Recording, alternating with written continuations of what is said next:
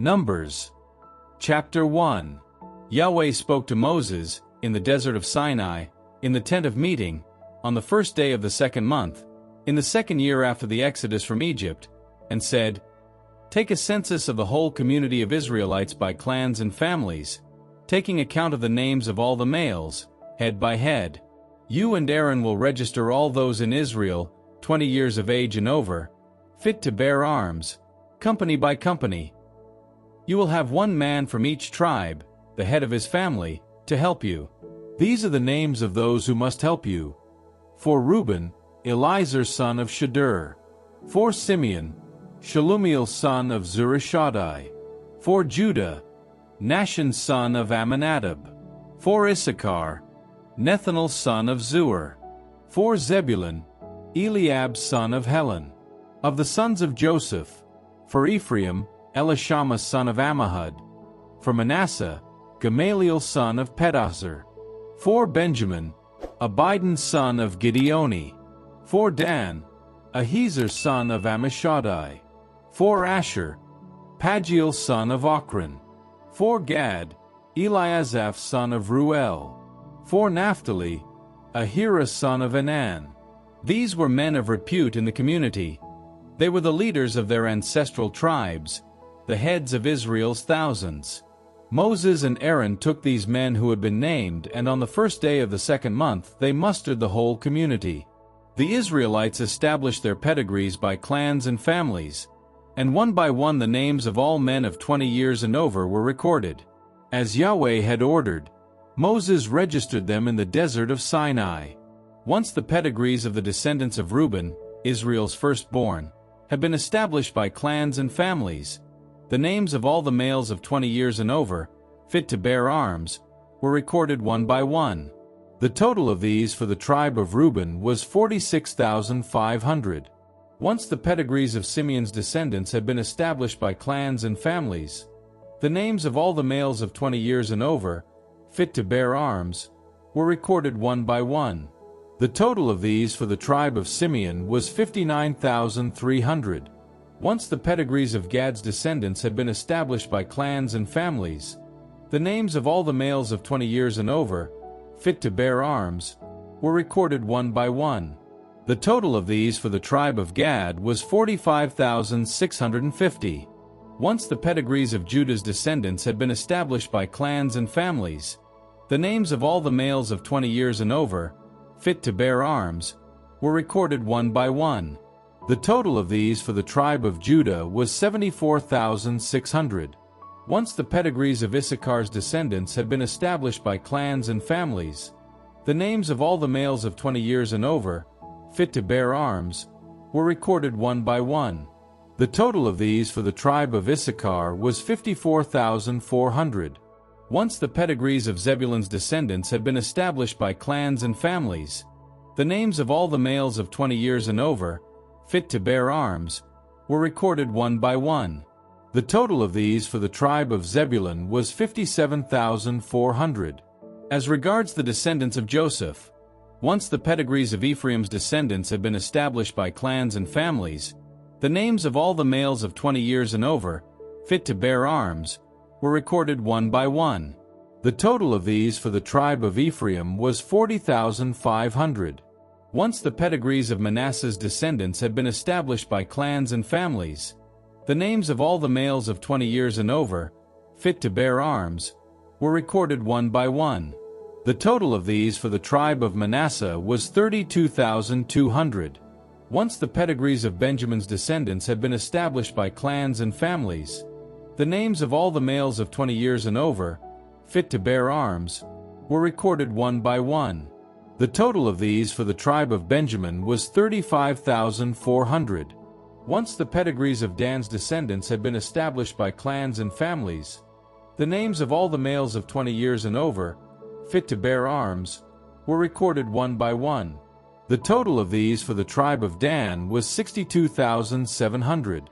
Once the pedigrees of Asher's descendants had been established by clans and families, the names of all the males of 20 years and over, fit to bear arms, were recorded one by one.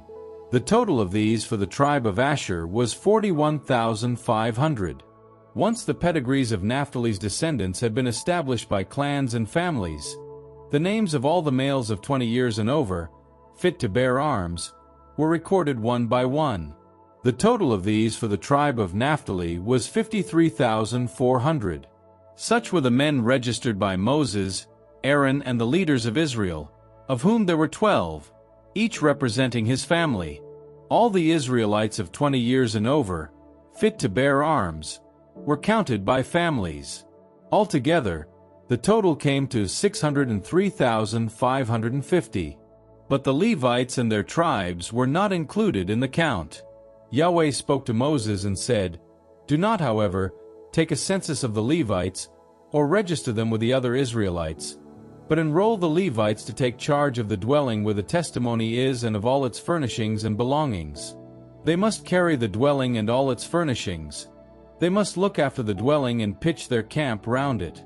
Whenever the dwelling is moved, the Levites will dismantle it. Whenever the dwelling stops for the night, the Levites will erect it. Any unauthorized person coming near it will be put to death. The Israelites will pitch their tents, each in their own encampment and by their own standard, company by company, but the Levites will pitch their tents round the dwelling where the testimony is. In this way, retribution will be kept from falling on the whole community of Israelites, and the Levites will keep charge of the dwelling of the testimony." The Israelites did exactly as Yahweh had ordered Moses. They did as he said.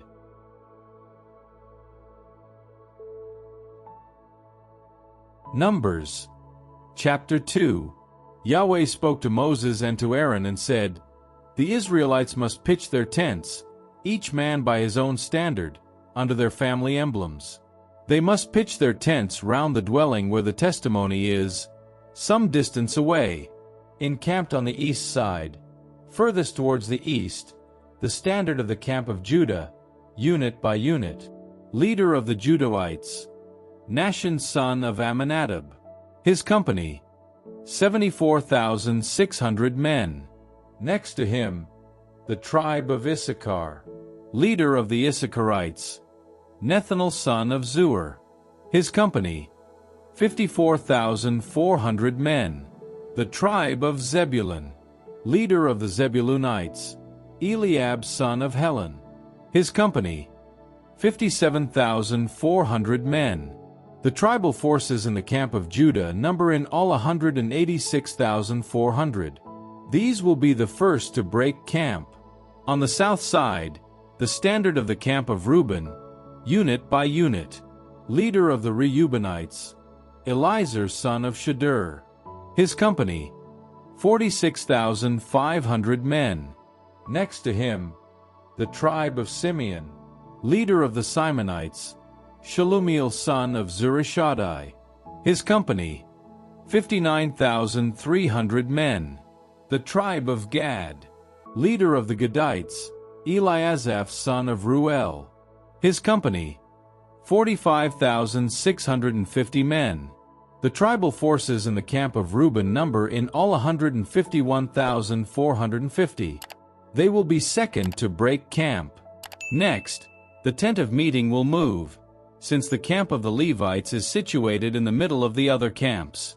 The order of movement will be the order of encampment, each man under his own standard. On the west side, the standard of the camp of Ephraim, unit by unit.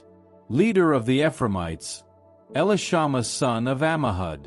His company, 40,500 men. Next to him, the tribe of Manasseh. Leader of the Manasseites, Gamaliel son of Pedahzur. His company, 32,200 men. The tribe of Benjamin. Leader of the Benjaminites, Abidan son of Gideoni. His company, 35,400 men. The tribal forces in the camp of Ephraim number in all 108,100. They will be third to break camp. On the north side, the standard of the camp of Dan, unit by unit. Leader of the Danites, Ahiezer son of Ammishaddai. His company, 62,700 men. Next to him, the tribe of Asher. Leader of the Asherites, Pagiel son of Ochran. His company, 41,500 men. The tribe of Naphtali.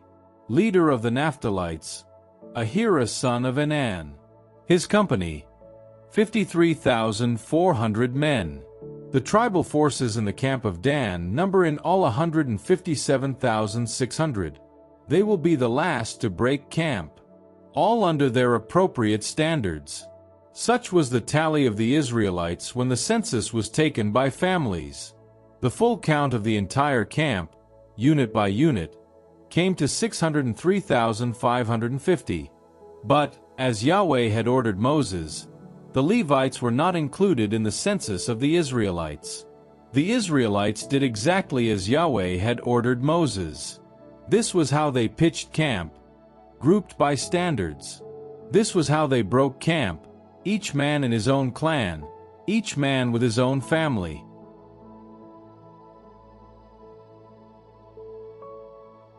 Numbers, chapter 3.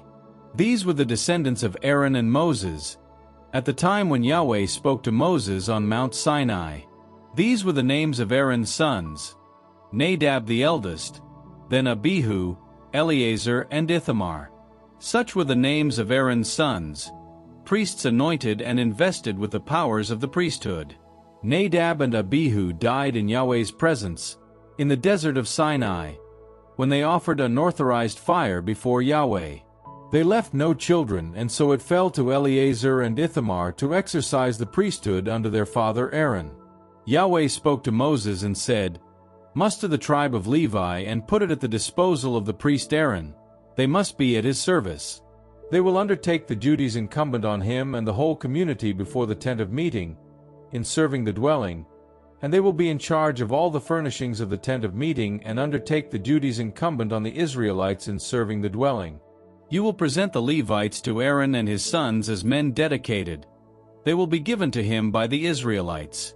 You will register Aaron and his sons, who will carry out their priestly duty. But any unauthorized person who comes near must be put to death."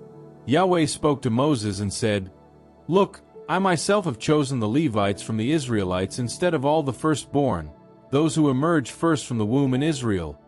The Levites therefore belong to me. For every firstborn belongs to me. On the day when I struck down all the firstborn in Egypt, I consecrated all the firstborn in Israel, human and animal, to be my own. They are mine, Yahweh's." Yahweh spoke to Moses in the desert of Sinai and said, "You must take a census of Levi's descendants by families and clans. All the males of the age of 1 month and over will be counted." At Yahweh's word Moses took a census of them, as Yahweh had ordered. These were the names of Levi's sons: Gershon, Kohath, and Merari. These were the names of Gershon's sons by their clans: Libni and Shimei. Kohath's sons by their clans: Amram, Izhar, Hebron, and Uzziel. Merari's sons by their clans: Mali and Mushi. These were the clans of Levi, grouped by families. From Gershon were descended the Libnite and Shimite clans. These were the Gershonite clans. Their full number, counting the males of 1 month and over, came to 7,500. The Gershonite clans pitched their camp behind the dwelling, on the west side. The leader of the house of Gershon was Eliasaph son of Lael. As regards the tent of meeting, the Gershonites had charge of the dwelling, the tent and its covering, the screen for the entrance to the tent of meeting, the curtaining of the court, the screen for the entrance to the court surrounding the dwelling and the altar, and the cords required in dealing with all this. From Kohath were descended the Amramite, Izharite, Hebronite, and Uzzielite clans. These were the Kohathite clans. Their full number, counting the males of 1 month and over, came to 8,300. They were in charge of the sanctuary. The Kohathite clans pitched their camp on the south side of the dwelling. The leader of the house of the Kohathite clans was Elizaphan son of Uzziel. They were in charge of the ark, the table, the lampstand, the altars, the sacred vessels used in the liturgy, and the curtain with all its fittings. The chief of the Levite leaders was Eleazar, son of Aaron the priest. He supervised the people responsible for the sanctuary. From Merari were descended the Malite and Mushite clans. These were the Merarite clans. Their full number, counting the males of 1 month and over, came to 6,200. The leader of the house of the Merarite clans was Zuriel, son of Abihail. They pitched their camp on the north side of the dwelling. The Merarites were in charge of the framework of the dwelling, with its crossbars, poles, sockets and all its accessories and fittings, and also the poles round the court, with their sockets, pegs and cords. Finally, on the east side, in front of the dwelling, in front of the tent of meeting, towards the east, was the camp of Moses and Aaron and his sons, who had charge of the sanctuary on behalf of the Israelites. Any unauthorized person coming near was to be put to death. The total number of male Levites of the age of 1 month and over, who Moses counted by clans as Yahweh had ordered, came to 22,000. Yahweh said to Moses, "Take a census of all the firstborn of the Israelites, all the males from the age of 1 month and over. Take a census of them by name. You will then present the Levites to me, Yahweh, instead of Israel, and similarly the Levites' cattle instead of the firstborn cattle of the Israelites." As Yahweh ordered, Moses took a census of all the firstborn of the Israelites. The total count, by name, of the firstborn from the age of 1 month and over came to 22,273. Yahweh then spoke to Moses and said, "Take the Levites instead of all the firstborn of the Israelites, and the Levites' cattle instead of their cattle. The Levites will be mine, Yahweh's. For the ransom of the 273 firstborn of the Israelites in excess of the number of Levites, you will take 5 shekels for each, by the sanctuary shekel, at 20 gerah to the shekel. You will then give this money to Aaron and his sons as the ransom for the extra number." Moses took the ransom money for the extra ones unransomed by the Levites. He took the money for the firstborn of the Israelites, 1,365 shekels, by the sanctuary shekel, and Moses then handed over their ransom money to Aaron and his sons, at Yahweh's bidding, as Yahweh had ordered Moses.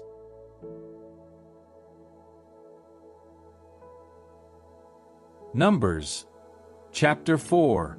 Yahweh spoke to Moses and said, "Take a census by clans and families of the Levites descended from Kohath, all the men between 30 and 50 years of age and eligible for military service, who will have their duties in the tent of meeting. These are the duties of the Kohathites, looking after those things that are especially holy. When camp is broken, Aaron and his sons must come and take down the screening curtain, and cover the ark of the testimony with it. Over this, they will put a covering of fine leather, over which they will spread a cloth entirely of violet purple. They will then fix the poles to the ark. Over the offertory table they will spread a violet cloth, and on it put the dishes, cups, bowls and libation jars. The bread of permanent offering will also be on it. Over these they will spread a scarlet cloth and cover the whole with a covering of fine leather. They will then fix the poles to the table. They will then take a violet cloth and cover the lampstand, its lamps, snuffers, trays and all the oil jars used for it, and will lay it and all its accessories in a covering of fine leather and put it on the litter. Over the golden altar they will spread a violet cloth, and cover that with a covering of fine leather. They will then fix the poles to it. They will then take all the other objects used in the service of the sanctuary, put them in a violet cloth, with a covering of fine leather, and put it all on the litter. When they have removed the ashes from the altar, they will spread a scarlet cloth over it, and on this place all the objects used in the liturgy, the fire pans, hooks, scoops, sprinkling basins and all the altar accessories. Over this they will spread a covering of fine leather. They will then fix the poles to it. Once Aaron and his sons have finished covering the holy things and all their accessories at the breaking of camp, the Kohathites will come and carry them, but without touching any of the holy things on pain of death. Such is the load for the Kohathites in the tent of meeting. But Eleazar, son of Aaron the priest, is responsible for looking after the oil for the light, the fragrant incense, the daily cereal offering and the anointing oil, and for supervising the entire dwelling and everything in it, the holy things and their accessories. Yahweh spoke to Moses and said, You must not let the group of Kohathite clans be lost to the rest of the Levites, but deal with them in this way, so that they may survive and not incur death by approaching those things that are especially holy. Aaron and his sons will go in and assign to each of them his task and load, in such a way that they have no need to incur the death penalty by going in and setting eyes on the holy things, even for an instant. Yahweh spoke to Moses and said, "Take a census of the Gershonites by families and clans, 2. All the men between 30 and 50 years of age, eligible for military service, who will have their duties in the tent of meeting. These are the duties of the Gershonite clans, their functions and their loads. They will carry the curtaining of the dwelling, the tent of meeting with its covering and the covering of fine leather that goes over it, the screen for the entrance to the tent of meeting, the curtaining of the court, the screen for the entrance to the court surrounding the dwelling and the altar, the cords, all the accessories for worship, and all the necessary equipment. They will be responsible for these things. All the duties of the Gershonites, their functions and their loads, will be carried out under the direction of Aaron and his sons. You will see that they fulfill their charge. Such are the duties of the Gershonite clans in the tent of meeting. Their work will be supervised by Ithamar, son of Aaron the priest. You will take a census of the Mararites by clans and families. You will take a census of all the men between 30 and 50 years of age, eligible for military service, who will have their duties in the tent of meeting. The load they carry and the duties incumbent on them in the tent of meeting will be as follows: the framework of the dwelling, its crossbars, poles and sockets, the poles round the court with their sockets, pegs, cords and all their tackle. You will draw up a list of their names with the loads for which each is responsible. Such are the duties of the Mararite clans. All their duties in the tent of meeting will be supervised by Ithamar, son of Aaron the priest. Moses, Aaron and the leaders of the community took a census of the Kohathites by clans and families. All the men between 30 and 50 years of age, eligible for military service, for duties in the tent of meeting. The number of men counted in their clans came to 2,750. Such was the total number of men in the Kohathite clans who were eligible for duties in the tent of meeting, and whom Moses and Aaron counted at Yahweh's bidding through Moses. A census was taken of the Gershonites by clans and families. All the men between 30 and 50 years of age, eligible for military service, for duties in the tent of meeting. The number of men counted in their clans and families came to 2,630. Such was the total number of men in the Gershonite clans who were eligible for duties in the tent of meeting, and whom Moses and Aaron counted at Yahweh's bidding. A census was taken of the Mararite clans by clans and families. All the men between 30 and 50 years of age, eligible for military service, for duties in the tent of meeting. The number of men counted in their clans came to 3,200. Such was the total number of men in the Mararite clans, whom Moses and Aaron counted at Yahweh's bidding through Moses. The total number of Levites whom Moses, Aaron, and the leaders of Israel counted in their clans and families, all the men between 30 and 50 years of age, eligible for religious duties and for those of transporting the tent of meeting, came to 8,580. At Yahweh's bidding through Moses, a census was taken of them, and each man was assigned his duty and load. And so the census was conducted by Moses as Yahweh had ordered him.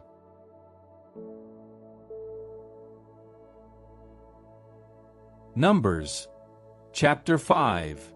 Yahweh spoke to Moses and said, "Order the Israelites to expel from the camp all those suffering from a contagious skin disease or from a discharge, or who have become unclean by touching a corpse. Whether man or woman, you will expel them. You will expel them from the camp, so that they do not pollute their encampments, in the heart of which I dwell." The Israelites did so. They expelled them from the camp. The Israelites did as Yahweh had told Moses. Yahweh spoke to Moses and said, "Speak to the Israelites. If a man or woman commits any of the sins by which people break faith with Yahweh, that person incurs guilt. The person must confess the sin committed and restore in full the amount owed, with 1/5 added. Payment is to be made to the person wronged. If, however, the latter has no relation to whom restitution can be made, The restitution due to Yahweh reverts to the priest, apart from the ram of expiation with which the priest makes expiation for the guilty party. For of everything the Israelites consecrate and bring to the priest, he has a right to the portion set aside. Whatever anyone consecrates is his own. Whatever is given to the priest belongs to the priest. Yahweh spoke to Moses and said, "Speak to the Israelites and say, if anyone has a wife who goes astray and is unfaithful to him, if some other man sleeps with a woman without the husband's knowledge, and she secretly makes herself unclean, without any witness against her, and without anyone catching her in the act, if then a spirit of suspicion comes over the husband and makes him suspicious of the wife who has disgraced herself, or again if this spirit of suspicion comes over him and makes him suspicious of his wife even when she is innocent, the man will bring his wife before the priest, and on her behalf make an offering of 1/10 of an ephah of barley meal. He will not pour oil over it or put incense on it, because this is a cereal offering for a case of suspicion, a memorial offering to recall guilt to mind. The priest will then bring the woman forward and place her before Yahweh. The priest will then take fresh water in an earthen jar, and on the water throw dust that he has taken from the floor of the dwelling. After he has placed the woman before Yahweh, he will unbind her hair and put the commemorative cereal offering, that is, the cereal offering for a case of suspicion, into her hands. In his own hands the priest will hold the water of bitterness and cursing. The priest will then put the woman on oath. He will say to her, "If it is not true that a man has slept with you, that you have gone astray and made yourself unclean while under your husband's authority, may this water of bitterness and cursing do you no harm. But if it is true that you have gone astray while under your husband's authority, that you have made yourself unclean and that a man other than your husband has slept with you," here the priest will impose an imprecatory oath on the woman. He will say to her, "May Yahweh make you the object of your people's execration and curses, by making your sexual organs shrivel and your belly swell. May this water of cursing entering your bowels make your belly swell and your sexual organs shrivel." To which the woman will reply, "Amen, Amen," having written these curses on a scroll and washed them off in the water of bitterness. The priest will make the woman drink the water of bitterness and cursing. When the water of cursing enters into her, it will become bitter. The priest will then take the cereal offering for a case of suspicion from the woman's hands, and hold it up before Yahweh with a gesture of offering, and so carry it up to the altar. He will take a handful of it as a memorial and burn it on the altar. After this, he will make the woman drink the water. After he has made her drink it, if it is true that she has made herself unclean and been unfaithful to her husband, the water of cursing then entering into her will indeed be bitter. Her belly will swell and her sexual organs shrivel, and she will be an object of execration to her people. But if she has not made herself unclean, but is clean, then she will go unscathed and will bear children. Such is the ritual in cases of suspicion. When a woman has gone astray and made herself unclean while under her husband's authority, or when a spirit of suspicion has come over a man and made him suspicious of his wife. When a husband brings such a woman before Yahweh, the priest will apply this ritual to her in full. The husband will be guiltless, but the woman will bear the consequences of her guilt.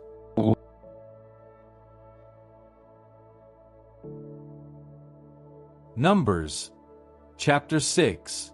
Yahweh spoke to Moses and said, "Speak to the Israelites and say, if a man or a woman wishes to make a vow, the Nazarite vow, to vow himself to Yahweh, he will abstain from wine and fermented liquor. He will not drink vinegar derived from one or the other. He will not drink grape juice or eat grapes, be they fresh or dried.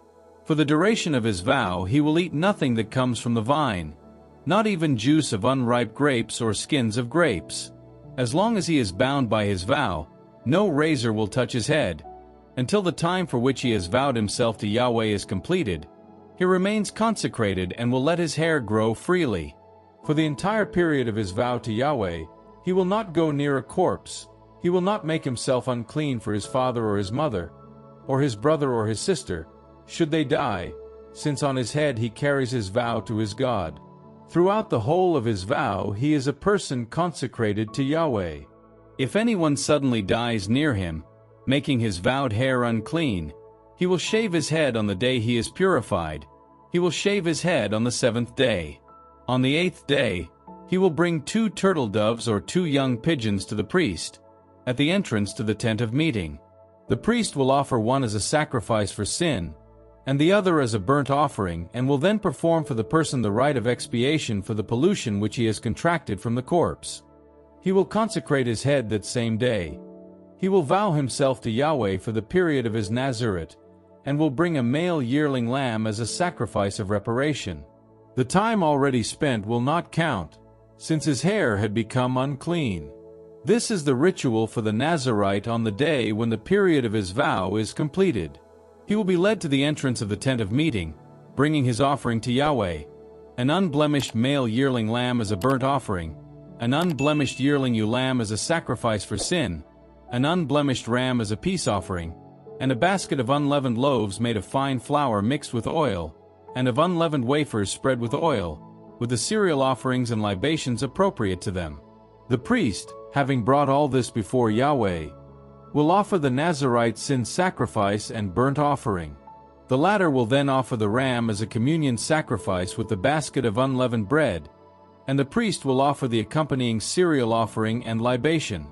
The Nazarite will then shave off his vowed hair at the entrance to the tent of meeting and, taking the locks of his vowed head, he will put them in the fire of the communion sacrifice. The priest will take the shoulder of the ram, as soon as it is cooked, with an unleavened cake from the basket, and an unleavened wafer, and put them into the hands of the Nazarite once he has shaved off his hair. With these he will make the gesture of offering before Yahweh.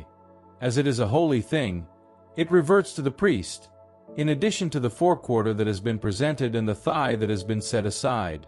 After this, the Nazarite may drink wine. Such is the ritual for the Nazarite. If, besides his hair, he has also vowed a personal offering to Yahweh, he will, apart from anything else that his means allow, fulfill the vow that he has made, in addition to what the ritual prescribes for his hair. Yahweh spoke to Moses and said, "Speak to Aaron and his sons and say, this is how you must bless the Israelites. You will say, May Yahweh bless you and keep you. May Yahweh let his face shine on you and be gracious to you. May Yahweh show you his face and bring you peace. This is how they must call down my name on the Israelites, and then I shall bless them."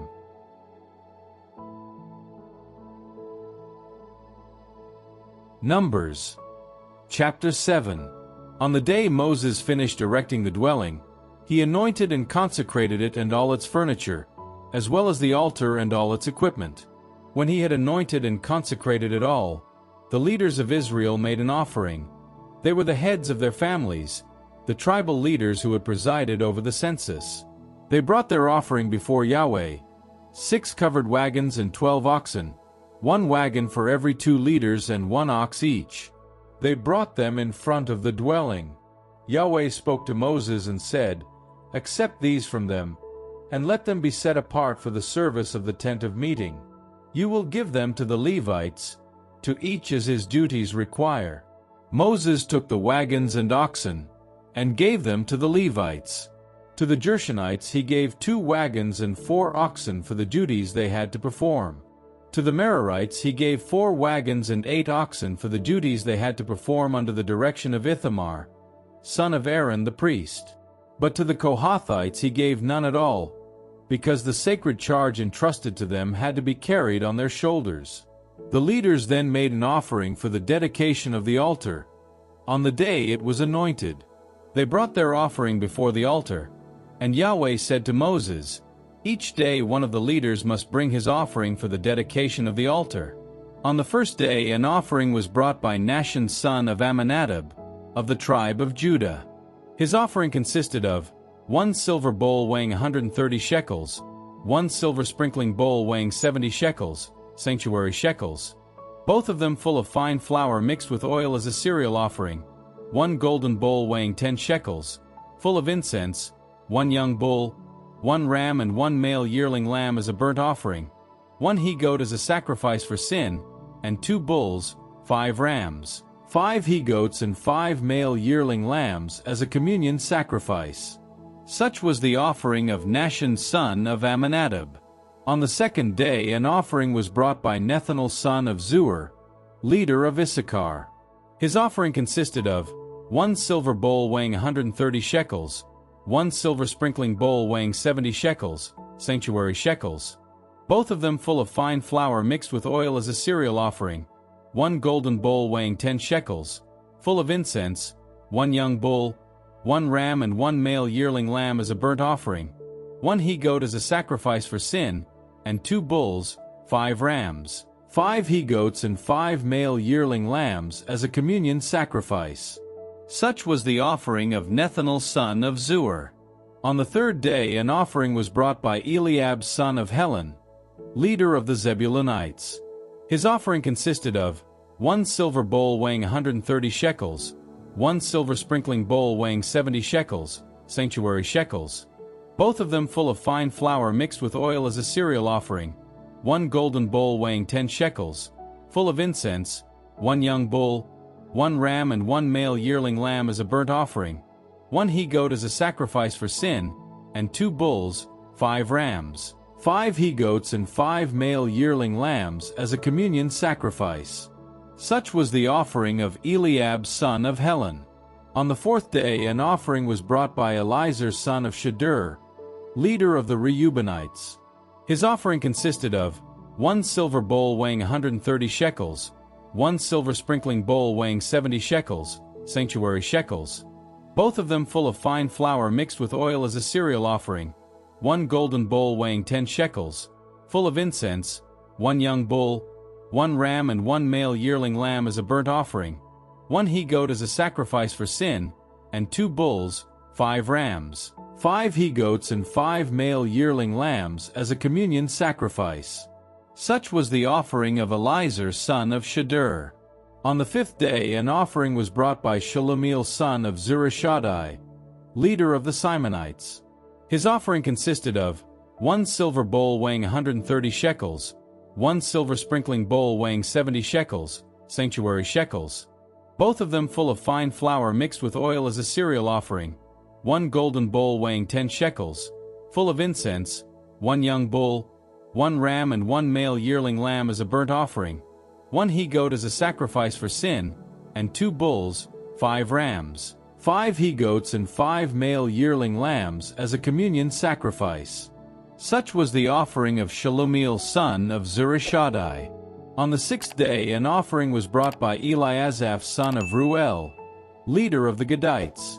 His offering consisted of 1 silver bowl weighing 130 shekels, 1 silver sprinkling bowl weighing 70 shekels, sanctuary shekels, both of them full of fine flour mixed with oil as a cereal offering, 1 golden bowl weighing 10 shekels, full of incense, 1 young bull, 1 ram and 1 male yearling lamb as a burnt offering, 1 he-goat as a sacrifice for sin, and 2 bulls, 5 rams, 5 he-goats and 5 male yearling lambs as a communion sacrifice.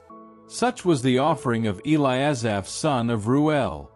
On the seventh day an offering was brought by Elishama son of Ammihud, leader of the Ephraimites.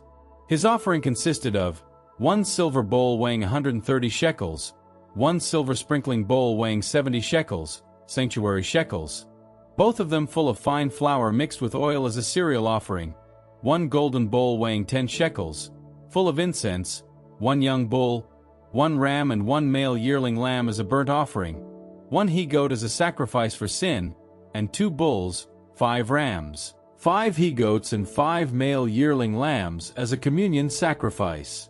Such was the offering of Elishama son of Ammihud. On the eighth day an offering was brought by Gamaliel son of Pedahzur, leader of the Manasseites. His offering consisted of 1 silver bowl weighing 130 shekels, 1 silver sprinkling bowl weighing 70 shekels, sanctuary shekels, both of them full of fine flour mixed with oil as a cereal offering, 1 golden bowl weighing 10 shekels, full of incense, 1 young bull, 1 ram and 1 male yearling lamb as a burnt offering, 1 he-goat as a sacrifice for sin, and 2 bulls, 5 rams, 5 he-goats and 5 male yearling lambs as a communion sacrifice. Such was the offering of Gamaliel son of Pedahzur. On the 9th day an offering was brought by Abidan son of Gideoni, leader of the Benjaminites. His offering consisted of 1 silver bowl weighing 130 shekels, 1 sprinkling bowl weighing 70 shekels, sanctuary shekels, both of them full of fine flour mixed with oil as a cereal offering, 1 golden bowl weighing 10 shekels, full of incense, 1 young bull, 1 ram and 1 male yearling lamb as a burnt offering, 1 he-goat as a sacrifice for sin, and 2 bulls, 5 rams, 5 he-goats and 5 male yearling lambs as a communion sacrifice. Such was the offering of Abidan son of Gideoni. On the 10th day an offering was brought by Ahiezer son of Ammishaddai, leader of the Danites. His offering consisted of 1 silver bowl weighing 130 shekels, 1 silver sprinkling bowl weighing 70 shekels, sanctuary shekels, both of them full of fine flour mixed with oil as a cereal offering, 1 golden bowl weighing 10 shekels, full of incense, 1 young bull, 1 ram and 1 male yearling lamb as a burnt offering, 1 he-goat as a sacrifice for sin, and 2 bulls, 5 rams, 5 he-goats and 5 male yearling lambs as a communion sacrifice. Such was the offering of Ahiezer son of Ammishaddai. On the 11th day an offering was brought by Pagiel son of Ochran, leader of the Asherites.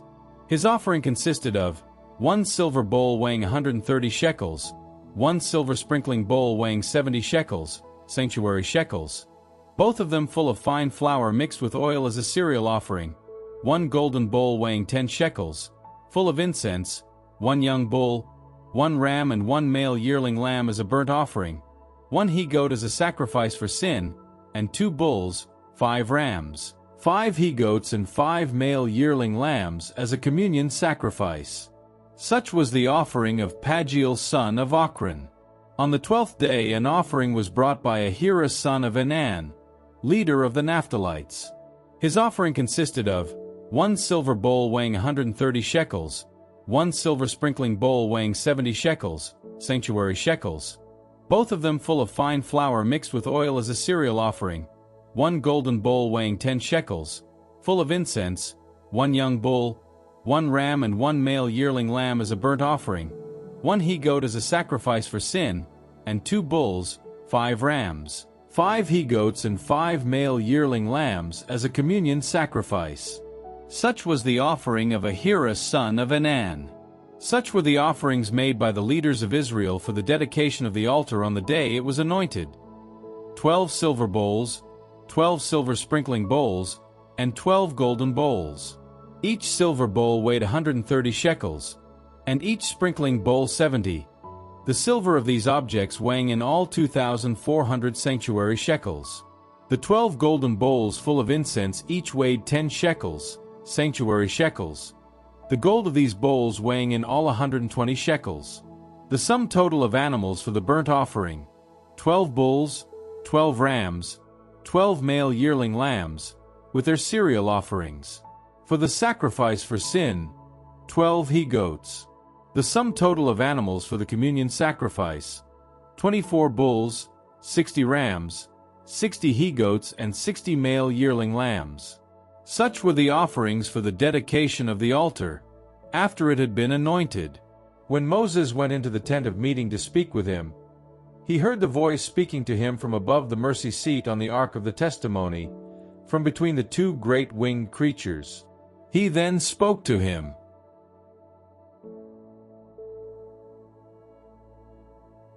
Numbers chapter 8.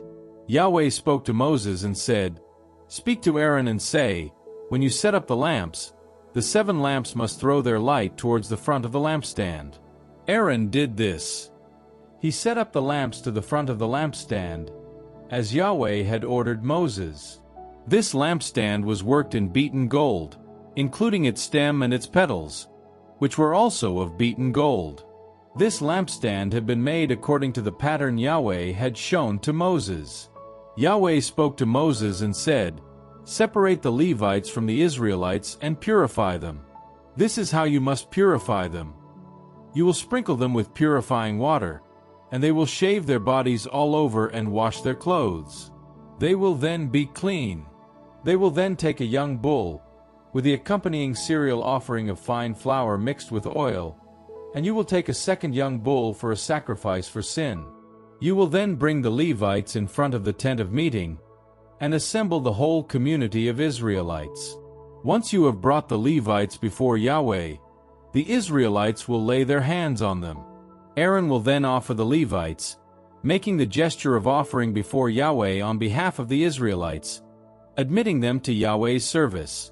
The Levites will then lay their hands on the heads of the bulls, one of which you will offer as a sacrifice for sin, and the other as a burnt offering to Yahweh, to perform the rite of expiation for the Levites.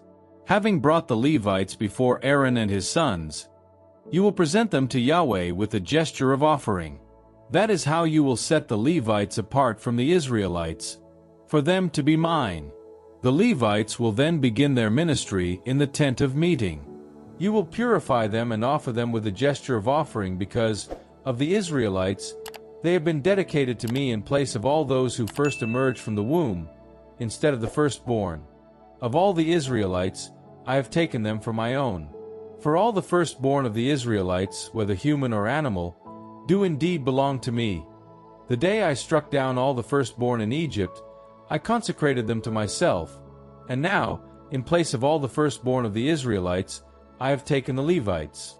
Of the Israelites, I give the Levites to Aaron and his sons, as dedicated men, to minister in the tent of meeting on behalf of the Israelites and perform the rite of expiation for them, so that no disaster befalls the Israelites when the Israelites come close to the sanctuary. Moses, Aaron, and the whole community of Israelites dealt with the Levites exactly as Yahweh had ordered Moses concerning them. This is what the Israelites did with them. The Levites purified themselves and washed their clothes, and Aaron presented them with a gesture of offering before Yahweh. He then performed the rite of expiation for them to purify them. The Levites were then allowed to perform their ministry in the tent of meeting in the presence of Aaron and his sons. As Yahweh had ordered Moses concerning the Levites, so it was done with them. Yahweh spoke to Moses and said, "This concerns the Levites. From the age of 25 onwards, the Levite will exercise his ministry and do duty in the tent of meeting. After the age of 50, he is no longer bound to the ministry. He will have no further duties, but he will still help his brothers to assure the services in the tent of meeting, though he himself will no longer have any ministry. That is how you will act as regards the ministry of the Levites."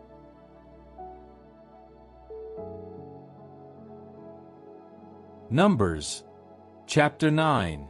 Yahweh spoke to Moses in the desert of Sinai, in the second year after the exodus from Egypt, in the first month, and said, "The Israelites must keep the Passover at its appointed time. The 14th day of this month, at twilight, is the time appointed for you to keep it. You will keep it with all the laws and customs proper to it." Moses told the Israelites to keep the Passover. They kept it in the desert of Sinai, in the first month, on the 14th day of the month, at twilight. The Israelites did everything as Yahweh had ordered Moses. It happened that some men had become unclean by touching a dead body. They could not keep the Passover that day. They came the same day to Moses and Aaron, and said, "We have become unclean by touching a dead body. Why should we be excluded from bringing an offering to Yahweh at the proper time with the rest of the Israelites?" Moses replied, "Wait here until I hear what order Yahweh gives about you." Yahweh spoke to Moses and said, "Speak to the Israelites and say, any of you or your descendants who becomes unclean by touching a dead body, or is away on a long journey, can still keep a Passover for Yahweh. Such persons will keep it in the second month, on the 14th day, at twilight. They will eat it with unleavened bread and bitter herbs. Nothing of it must be left over until morning, nor will they break any of its bones. They will keep it, following the entire Passover ritual.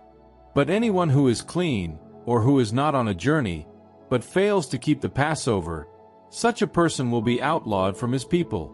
For not having brought the offering to Yahweh at its appointed time, the person will bear the consequences of the sin. A resident alien who keeps a Passover for Yahweh will keep it in accordance with the ritual and customs of the Passover. You will have one law for alien and citizen alike. On the day the dwelling was erected, the cloud covered the dwelling, the tent of the testimony. From nightfall until morning it remained over the dwelling looking like fire. So the cloud covered it all the time, and at night it looked like fire. Whenever the cloud rose from the tent, the Israelites broke camp, and wherever the cloud halted, there the Israelites pitched camp. At Yahweh's order, the Israelites set out and, at Yahweh's order, the Israelites pitched camp. They remained in camp for as long as the cloud rested on the dwelling. If the cloud stayed for many days on the dwelling, the Israelites performed their duty to Yahweh and did not set out. But if the cloud happened to stay for only a few days on the dwelling, just as they had pitched camp at Yahweh's order they set out. If the cloud happened to remain only from evening to morning, they set out when it lifted the next morning. Or, if it stayed for a whole day and night, they set out only when it lifted. Sometimes it stayed there for 2 days, a month, or a longer time. However long the cloud rested on the dwelling, the Israelites remained in camp, and when it lifted they set out. At Yahweh's order they pitched camp, and at Yahweh's order they set out. They performed their duty to Yahweh, as Yahweh had ordered through Moses.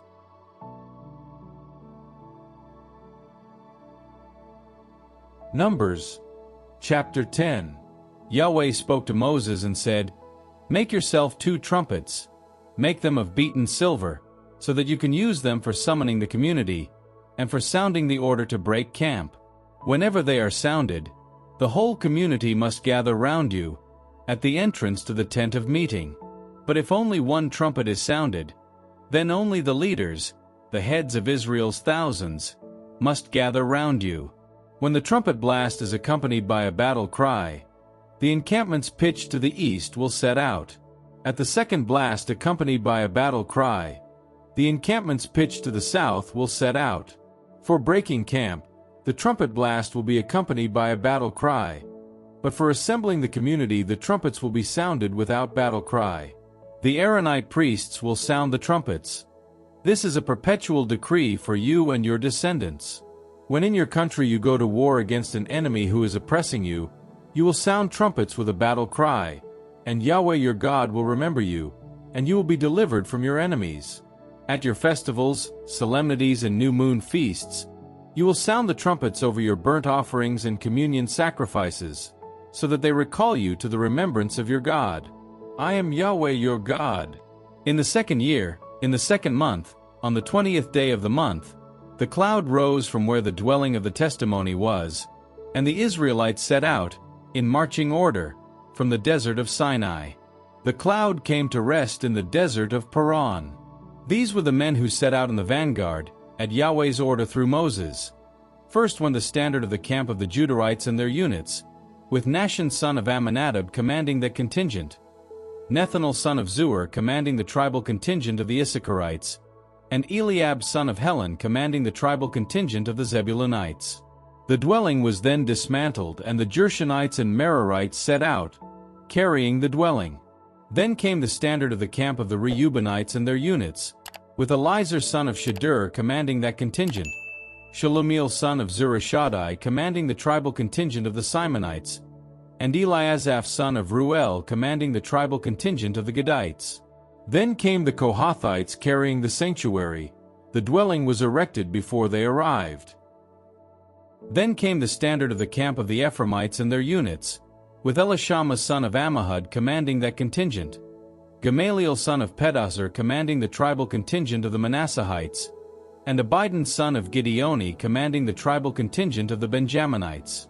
Last of all, the rear guard of all the camps, came the standard of the camp of the Danites and their units, with Ahiezer son of Ammishaddai commanding that contingent, Pagiel son of Ochran commanding the tribal contingent of the Asherites, and Ahira son of Enan commanding the tribal contingent of the Naphtalites. Such was the order of march for the Israelites, unit by unit. So they set out.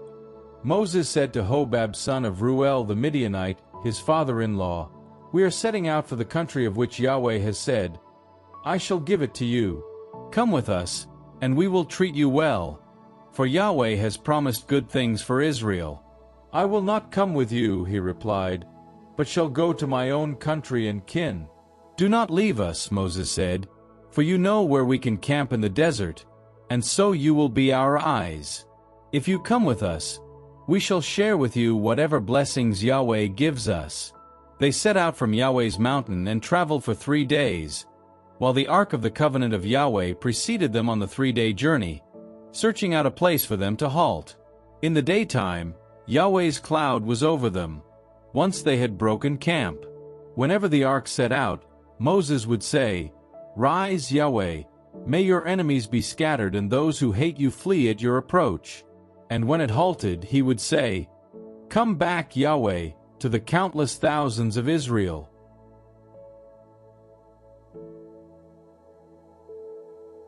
Numbers Chapter 11. Now the people began to complain, which was offensive to Yahweh's ears. When Yahweh heard, his anger was aroused and the fire of Yahweh broke out among them. It devoured one end of the camp. The people appealed to Moses, who interceded with Yahweh, and the fire died down. So the place was called Taberah, because the fire of Yahweh had broken out among them. The rabble who had joined the people were feeling the pangs of hunger, and the Israelites began to weep again. "Who will give us meat to eat?" they said. "Think of the fish we used to eat free in Egypt, the cucumbers, melons, leeks, onions, and garlic. But now we are withering away. There is nothing wherever we look except this manna." The manna was like coriander seed and had the appearance of bdellium. The people went round gathering it, and ground it in a mill or crushed it with a pestle. It was then cooked in a pot and made into pancakes. It tasted like cake made with oil. When the dew fell on the camp at night time, the manna fell with it. Moses heard the people weeping, each family at the door of its tent. Yahweh's anger was greatly aroused. Moses too found it disgraceful, and he said to Yahweh, "Why do you treat your servants so badly? In what respect have I failed to win your favor, for you to lay the burden of all these people on me? Was it I who conceived all these people? Was I their father?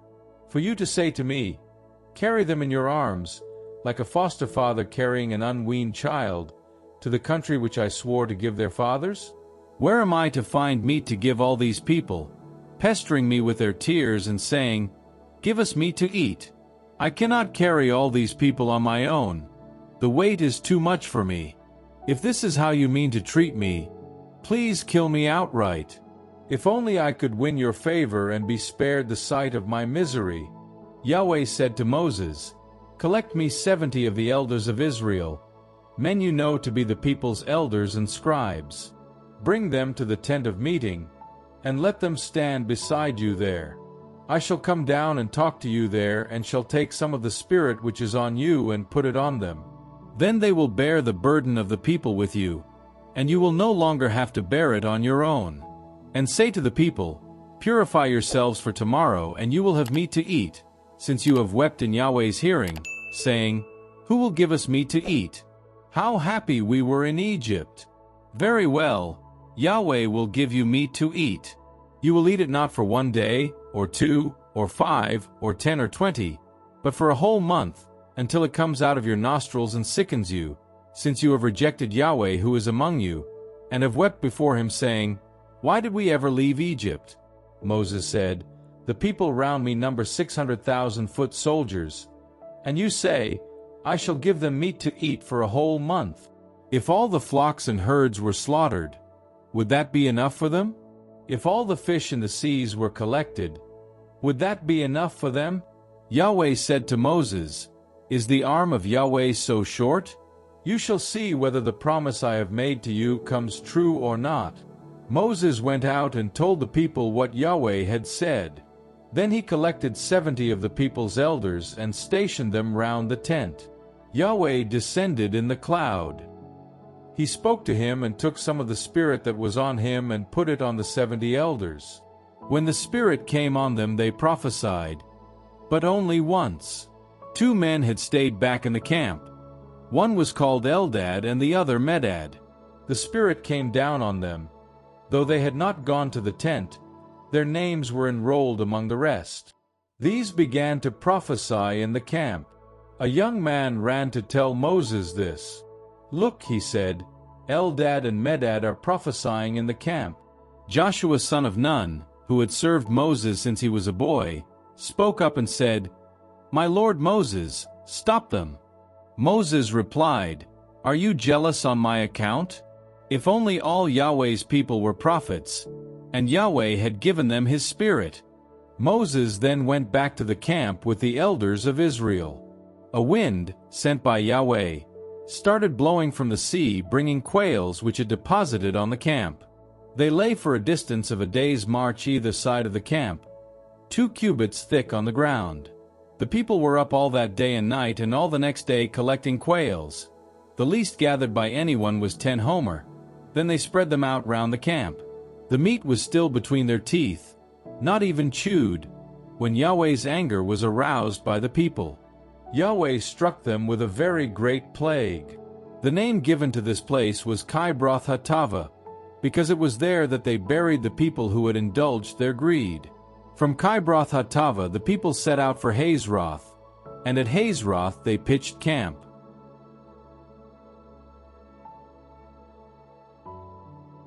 Numbers chapter 12. Miriam, and Aaron too, criticized Moses over the Cushite woman he had married. He had indeed married a Cushite woman. They said, "Is Moses the only one through whom Yahweh has spoken? Has he not spoken through us too?"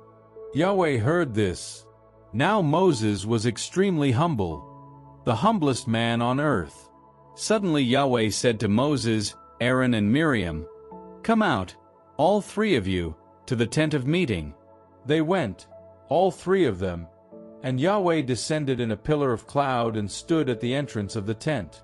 He called Aaron and Miriam, and they both came forward. Yahweh said, "Listen to my words.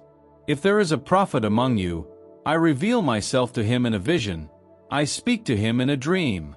Not so with my servant Moses. To him my whole household is entrusted. To him I speak face to face, plainly and not in riddles, and he sees Yahweh's form. How then could you dare to criticize my servant Moses?" Yahweh's anger was aroused by them. He went away, and as soon as the cloud left the tent, there was Miriam covered with a virulent skin disease, white as snow. Aaron turned to look at her and saw that she had contracted a virulent skin disease. Aaron said to Moses, "Oh, my Lord, please do not punish us for the sin we have been foolish enough to commit. Do not let her be like some monster with its flesh half eaten away when it leaves its mother's womb." Moses pleaded with Yahweh. "Oh God," he said, "I beg you, please heal her."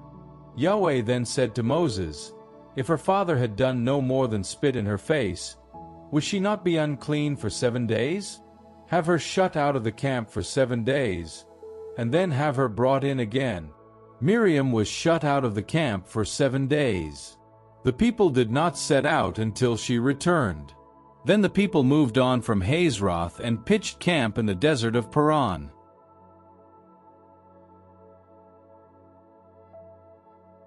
Numbers chapter 13. Yahweh spoke to Moses and said, "Send out men, 1 from each tribe, to reconnoiter the land of Canaan which I am giving the Israelites. Each of them is to be a leading man of the tribe." At Yahweh's order, Moses sent them from the desert of Paran. All of them were leading men of Israel. These were their names: for the tribe of Reuben, Shammua son of Zachar; for the tribe of Simeon, Shaphat son of Hori; for the tribe of Judah, Caleb son of Jephunneh; for the tribe of Issachar, Igal son of Joseph; for the tribe of Ephraim, Hosea son of Nun; for the tribe of Benjamin, Palti son of Raphu; for the tribe of Zebulun, Gadiel son of Sodi; for the tribe of Joseph; for the tribe of Manasseh, Guddi son of Suzi; for the tribe of Dan, Amiel son of Gemalli; for the tribe of Asher, Sethur son of Michael; for the tribe of Naphtali, Nabi son of Vophsi; for the tribe of Gad, Guel son of Maki. Such were the names of the men whom Moses sent to reconnoiter the country. Moses then gave Hosea son of Nun the name Joshua. Moses sent them to reconnoiter the land of Canaan. "Go up into the Negeb," he said. "Then go up into the highlands. See what sort of country it is, and what sort of people the inhabitants are, whether they are strong or weak, few or many, what sort of land they live on, whether it is good or poor, what sort of towns they live in, whether they are open or fortified, what sort of land it is, fertile or barren, wooded or open. Be bold, and bring back some of the country's produce." It was the season for early grapes. They went up and reconnoitered the country from the desert of Zin to Rehob, the pass of Hamath. They went up by way of the Negeb as far as Hebron, where Ahiman, Sheshai and Talmai, the Anakim, lived. Hebron was founded 7 years before Tanis in Egypt. Reaching the vale of Eshcol, there they lopped off a vine branch with a cluster of grapes, which 2 of them carried away on a pole, as well as pomegranates and figs.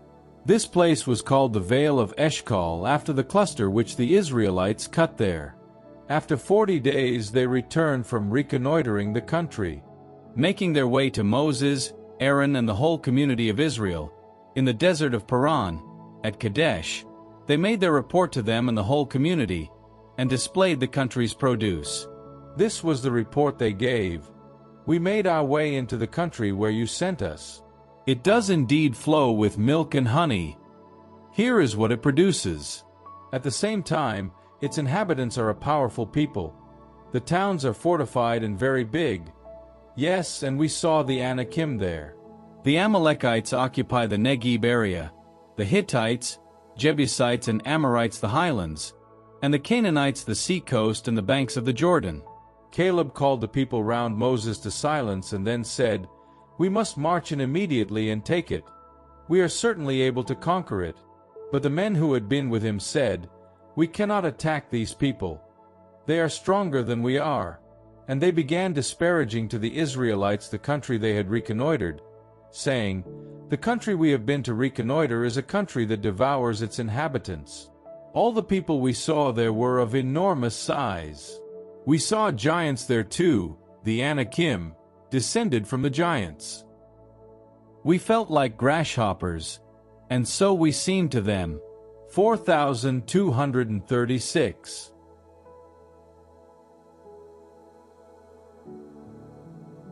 Numbers chapter 14. The whole community then cried out in dismay, and the people wept all that night. All the Israelites muttered at Moses and Aaron, and the whole community said to them, "Would to God we had died in Egypt, or even that we had died in this desert. Why has Yahweh brought us to this country, for us to perish by the sword and our wives and children to be seized as booty? Should we not do better to go back to Egypt?" And they said to one another, "Let us appoint a leader and go back to Egypt." At this, Moses and Aaron threw themselves on their faces in front of the whole assembled community of Israelites, while Joshua son of Nun and Caleb son of Jephunneh, 2 of the men who had reconnoitered the country, tore their clothes and addressed the whole community of Israelites as follows: "The country we went to reconnoiter is a good country, an excellent country. If Yahweh is pleased with us, He will lead us into this country and give it to us.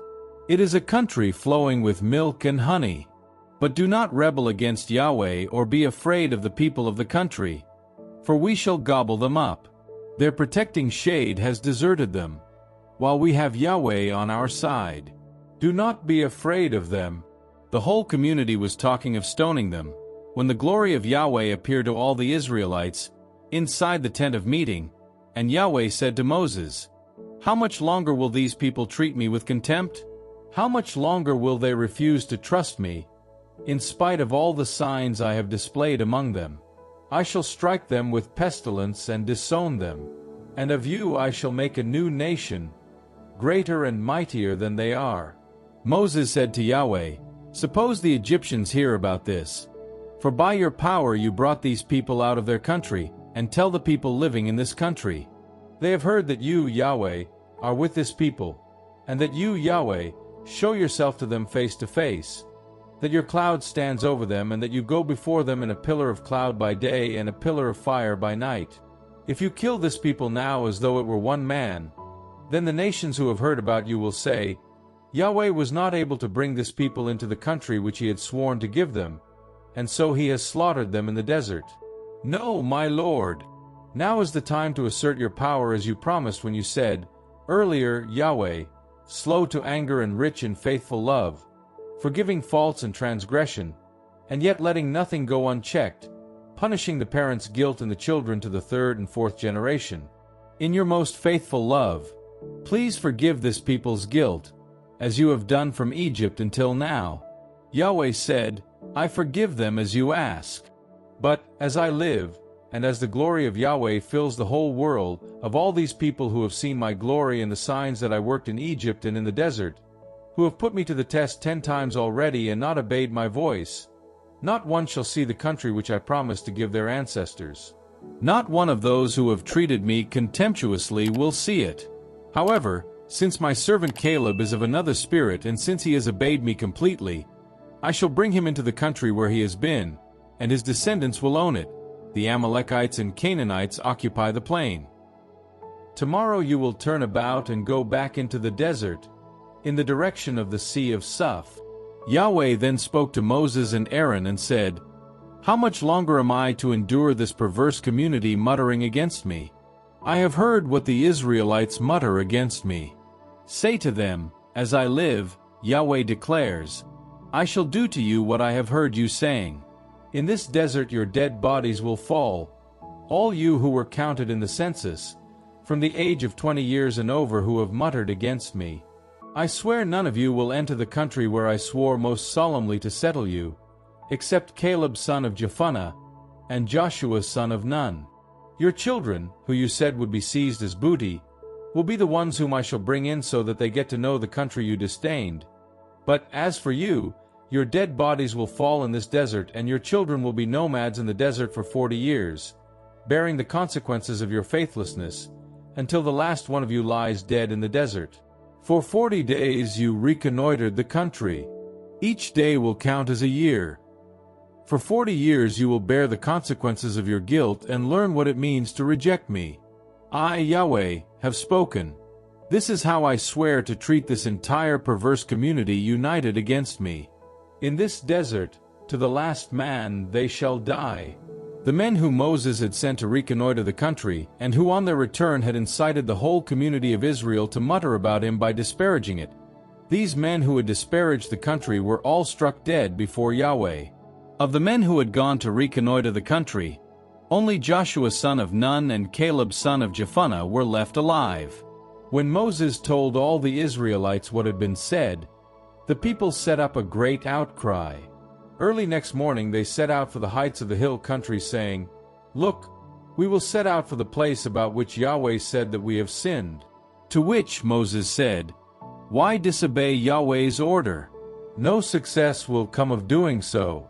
Do not go, for Yahweh is not among you, and you will be defeated by your enemies. For the Amalekites and the Canaanites are ahead of you, and you will be put to the sword, since you have turned away from Yahweh, and Yahweh is not with you.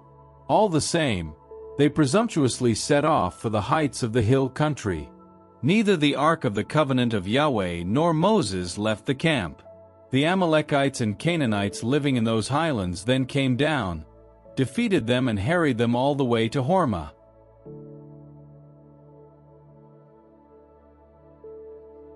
Numbers, chapter 15.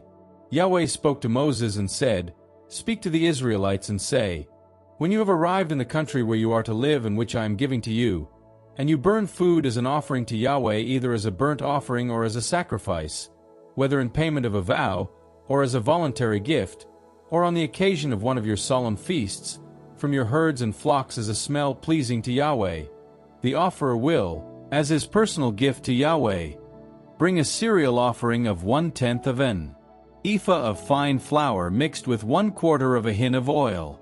You will also make a libation of wine, 1/4 of a hin to each lamb, in addition to the burnt offering or sacrifice.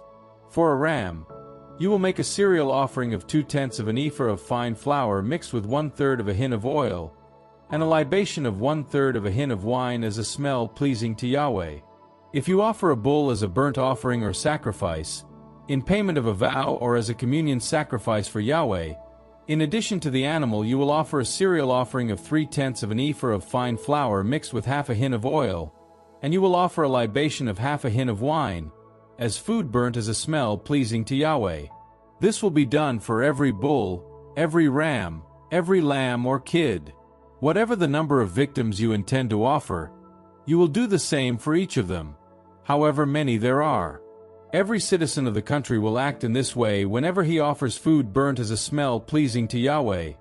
And if an alien residing with you or with your descendants intends to offer food burnt as a smell pleasing to Yahweh, he will do as you do.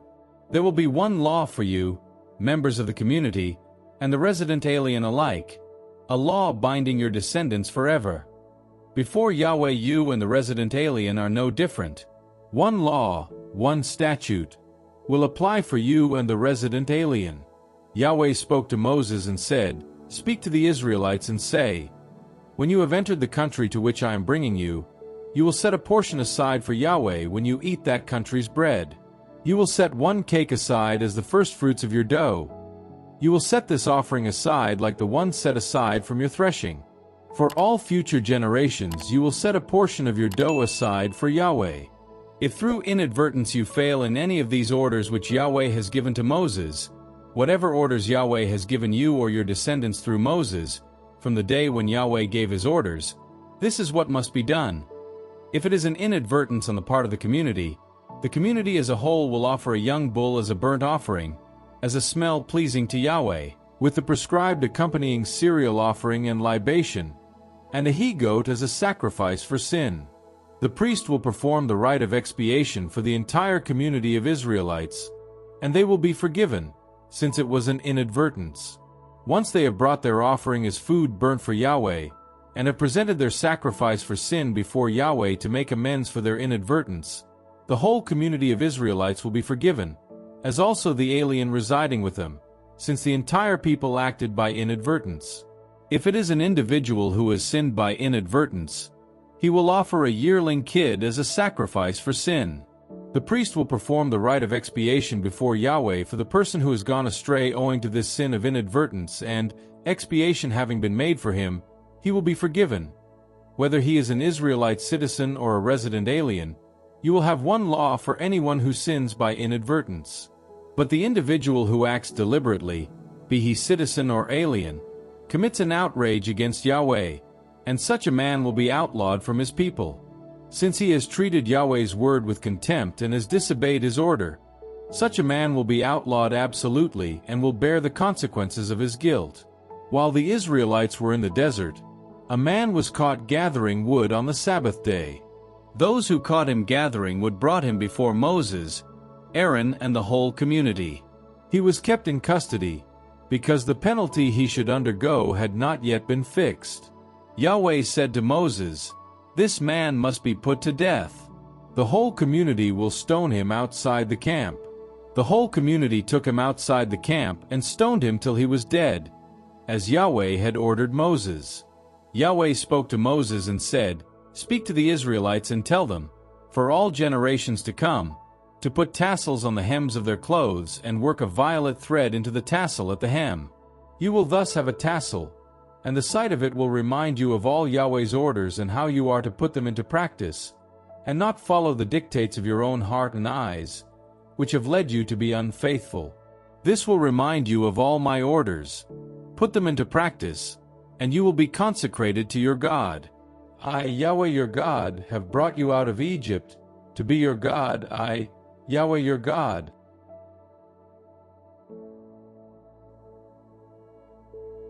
Numbers, chapter 16.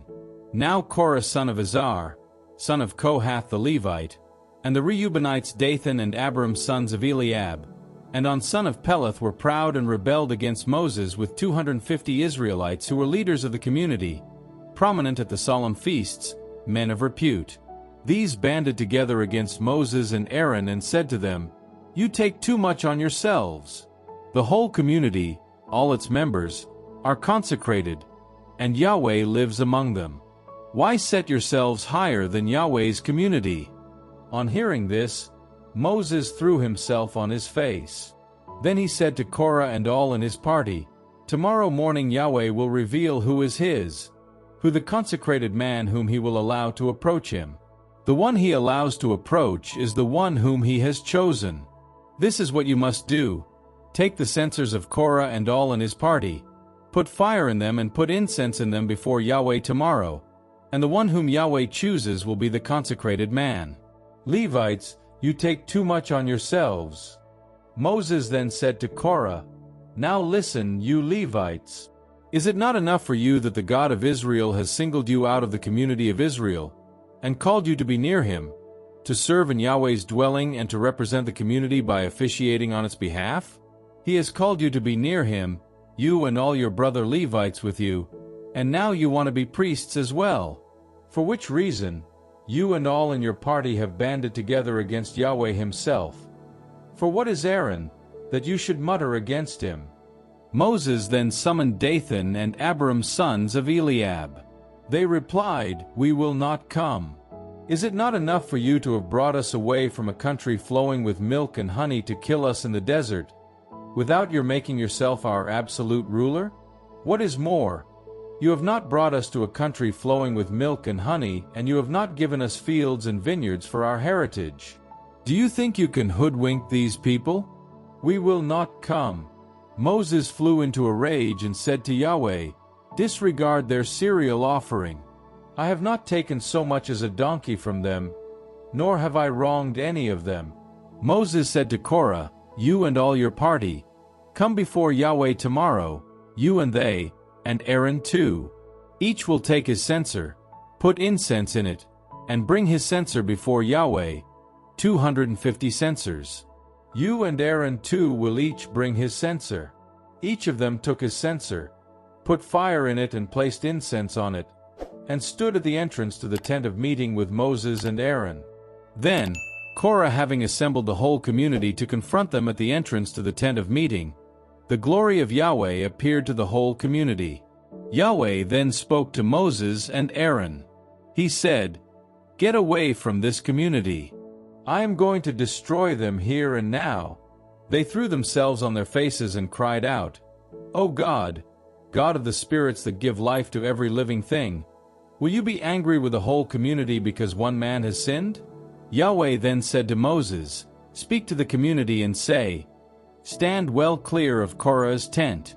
Moses stood up and went to Dathan and Abiram. The elders of Israel followed him.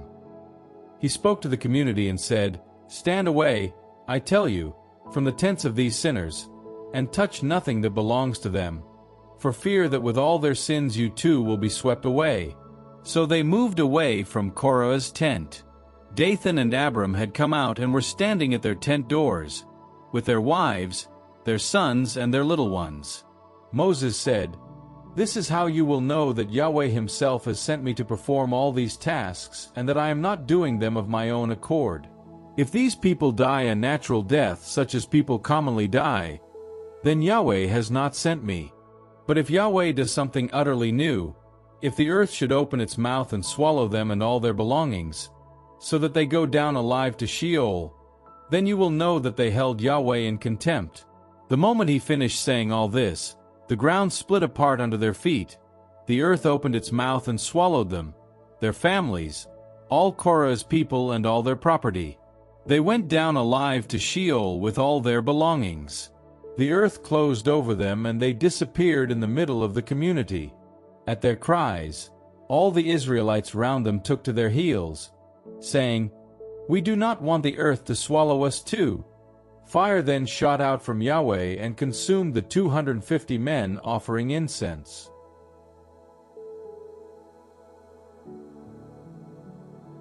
Numbers Chapter 17. Yahweh then spoke to Moses and said, "Tell Eleazar son of Aaron the priest to pick the censers out of the smoldering remains and scatter the fire from them away from here, for these sinful censers have become sanctified at the price of human lives. Since they were brought before Yahweh and thus became consecrated, they must be hammered into sheets to cover the altar. They will be an object lesson to the Israelites." The priest Eleazar took the bronze censers which had been carried by the men destroyed by the fire. They were hammered into sheets to cover the altar. They are a reminder to the Israelites that no unauthorized person, no one not of Aaron's line, may approach and offer incense before Yahweh, on pain of suffering the fate of Korah and his party, as Yahweh had said through Moses. On the following day, the whole community of Israelites were muttering against Moses and Aaron and saying, "You are responsible for killing Yahweh's people." Now, as the community was banding together against Moses and Aaron, they turned towards the tent of meeting, and there was the cloud covering it, and the glory of Yahweh appeared. Moses and Aaron then went to the front of the tent of meeting.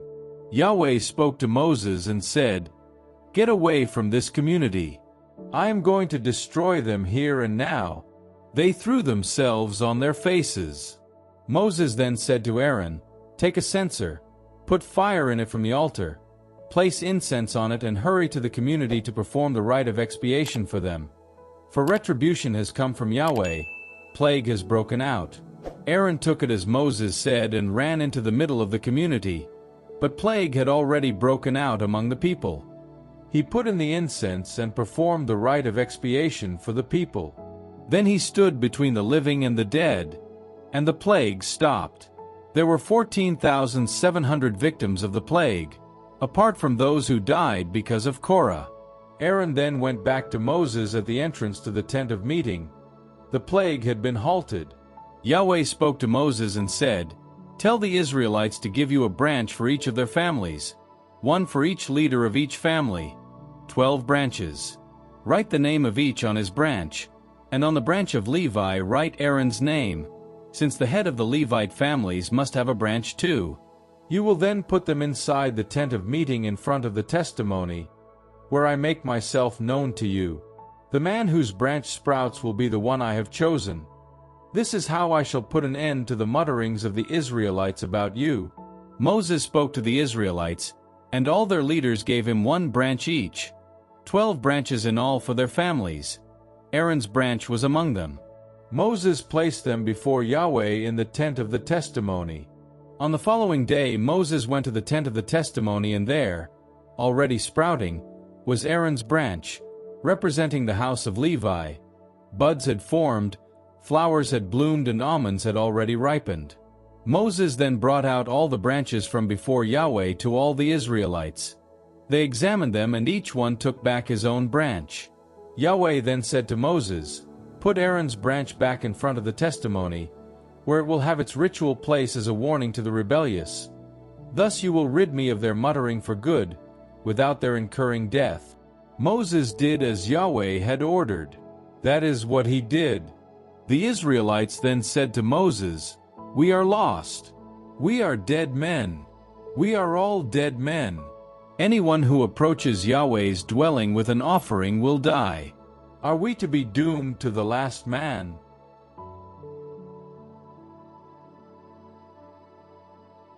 Numbers chapter 18. Yahweh then said to Aaron, "You, your sons, and your ancestors' line with you will be answerable for offenses against the sanctuary. You and your sons with you will be answerable for the offenses of your priesthood. You will admit your brothers of the branch of Levi, your ancestors' tribe, to join you and serve you, yourself and your sons, before the tent of the testimony. They must be at your service and the service of the whole tent. Provided they do not come near the sacred vessels or the altar, they will be in no more danger of death than you. They must join you. They must take charge of the tent of meeting for the entire ministry of the tent, and no unauthorized person will come near you. You will take charge of the sanctuary and charge of the altar, and retribution will never again befall the Israelites. Of the Israelites, I myself have chosen your brothers the Levites as a gift to you. As men dedicated, they will belong to Yahweh, to serve at the tent of meeting. You and your sons will undertake the priestly duties in all that concerns the altar and all that lies behind the curtain. You will perform the liturgy, the duties of which I entrust to your priesthood. But an unauthorized person approaching will incur death." Yahweh said to Aaron, "I myself have put you in charge of everything set aside for me. Everything consecrated by the Israelites I give to you and your sons as your portion by perpetual decree. of the things especially holy, of the food offered, this is what will revert to you. Every offering that the Israelites give back to me, whether it be a cereal offering, a sacrifice for sin, or a sacrifice of reparation, is a thing especially holy and will revert to you and your sons. You will eat the things especially holy. Every male may eat them. You will regard them as sacred. To you will revert also whatever is set aside from the offerings of the Israelites, whatever is held out with a gesture of offering. This I give to you and your sons and daughters, by perpetual decree. All members of your household may eat it unless they are unclean. All the best of the oil, all the best of the new wine and wheat, these first fruits offered by them to Yahweh I give to you. All the first produce of the country brought by them to Yahweh will revert to you. All members of your household may eat it unless they are unclean. Everything in Israel put under the curse of destruction will revert to you. Every firstborn of all creatures brought to Yahweh, human or animal, will revert to you, but you will have to redeem the firstborn of man. You will also redeem the firstborn of an unclean animal. You will redeem it in the month in which it is born, valuing it at 5 shekels, at the sanctuary shekel, which is 20 gerah. But you will not redeem the firstborn of cow, sheep, and goat. They are holy. You will sprinkle their blood on the altar and burn the fat as food burnt to be a smell pleasing to Yahweh. The meat will revert to you, as will the forequarter that has been presented with a gesture of offering, and the right thigh.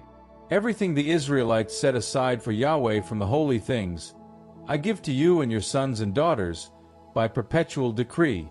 This is a covenant of salt forever before Yahweh. For you and your descendants too. Yahweh said to Aaron, you will have no heritage in their country, you will not have a portion like them. I shall be your portion and your heritage among the Israelites. Look, as heritage I give the Levites all the tithes collected in Israel, in return for their services, for the ministry they render in the tent of meeting. The Israelites will no longer approach the tent of meeting, on pain of committing a deadly sin. Levi will discharge the duties of the tent of meeting, and the Levites will bear the consequences of their own guilt. This is a perpetual decree binding all your descendants. The Levites will have no heritage among the Israelites, for the tithe which the Israelites set aside for Yahweh is the heritage I have given the Levites. This is why I have told them that they will have no heritage among the Israelites. Yahweh spoke to Moses and said, Speak to the Levites and say, When from the Israelites you receive the tithe which I have given you from them as your heritage, you will set a portion of this aside for Yahweh, a tithe of the tithe. It will take the place of the portion set aside that is due from you, like the wheat from the threshing floor and new wine from the press. Thus you too will set a portion aside for Yahweh out of all the tithes you receive from the Israelites. You will give what you have set aside for Yahweh to the priest Aaron. Out of all the gifts you receive, you will set a portion aside for Yahweh. Out of all these things, you will set aside the best, the sacred portion. You will say to them, after you have set the best aside, the remainder will take the place, in the Levites' case, of the produce of the threshing floor and winepress. You may consume this anywhere, you and the members of your households. This is your recompense for serving in the tent of meeting, and you will not incur sin by doing so, once you have set aside the best. You will not be profaning the things consecrated by the Israelites and will not incur death.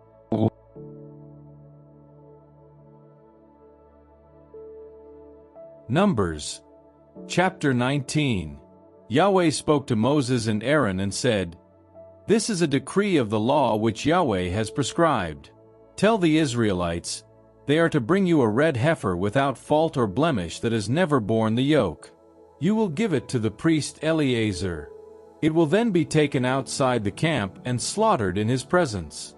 The priest Eleazar will then take some of the victim's blood on his finger, and sprinkle this blood 7 times towards the entrance to the tent of meeting.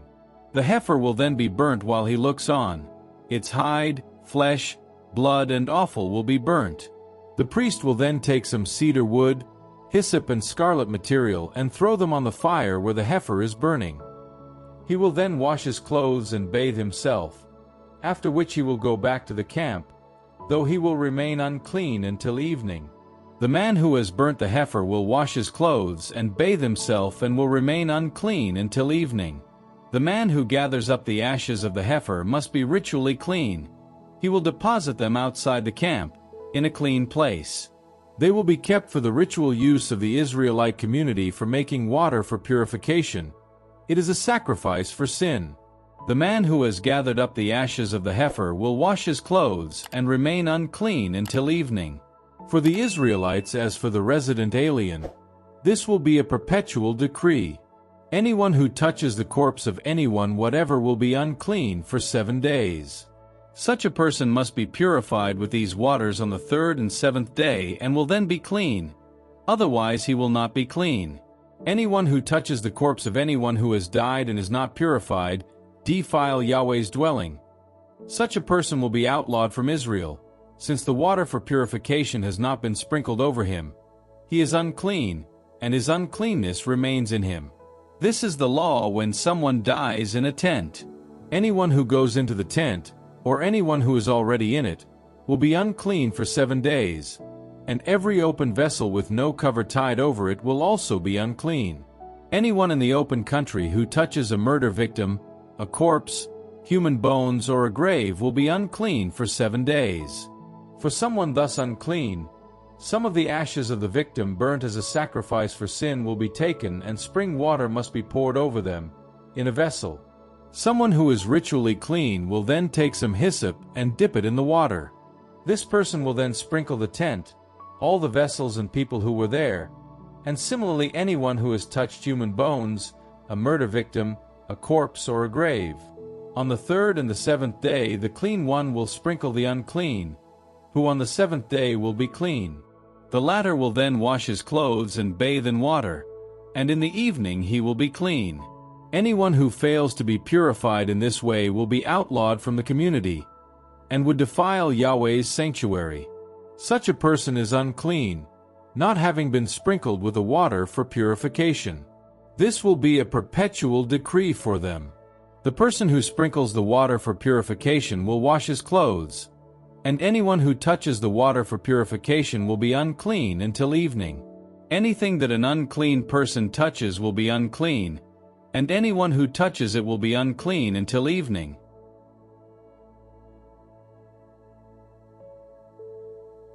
Numbers chapter 20. The Israelites, the whole community, arrived in the 1st month at the desert of Zin. The people settled at Kadesh. There Miriam died and was buried. There was no water for the community, so they banded together against Moses and Aaron. The people laid the blame on Moses. "We would rather have died," they said, "as our brothers died before Yahweh.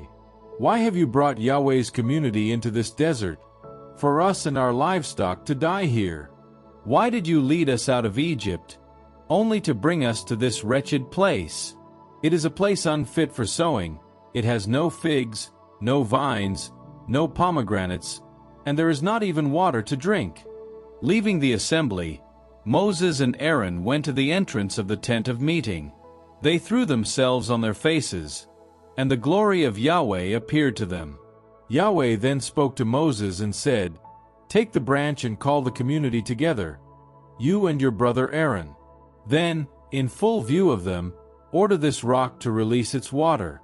You will release water from the rock for them and provide drink for the community and their livestock." Moses took up the branch from before Yahweh, as he had directed him. Moses and Aaron then called the assembly together in front of the rock. He then said to them, "Listen now, you rebels.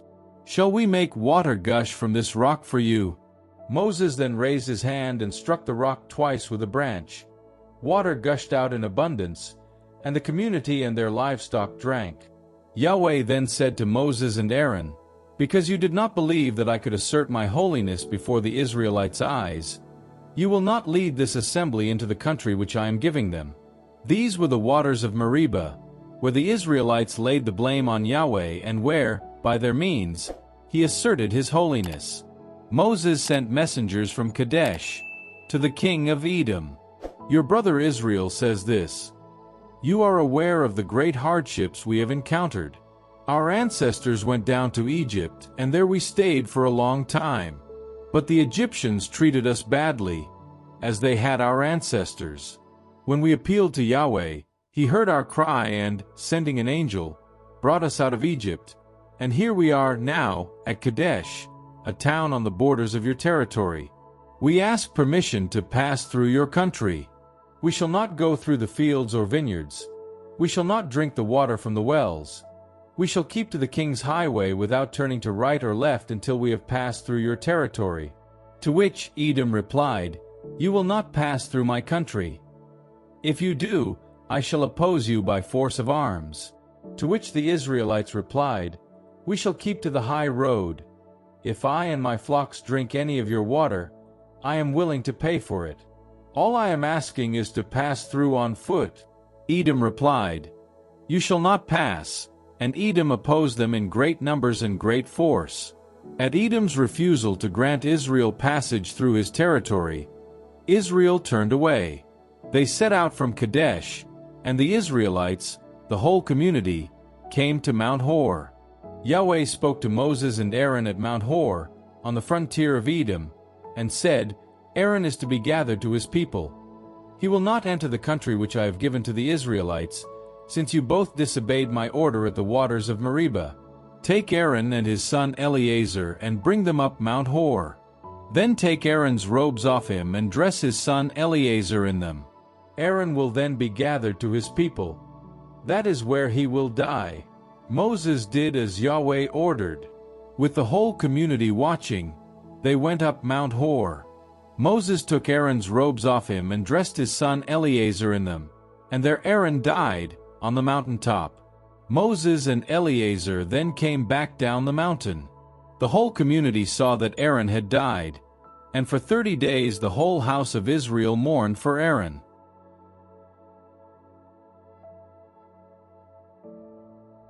Numbers, chapter 21. The king of Arad, the Canaanite living in the Negeb, learned that Israel was coming by way of Atharim. He attacked Israel and took some prisoners. Israel then made this vow to Yahweh, If you deliver this people into my power, I shall curse their towns with destruction.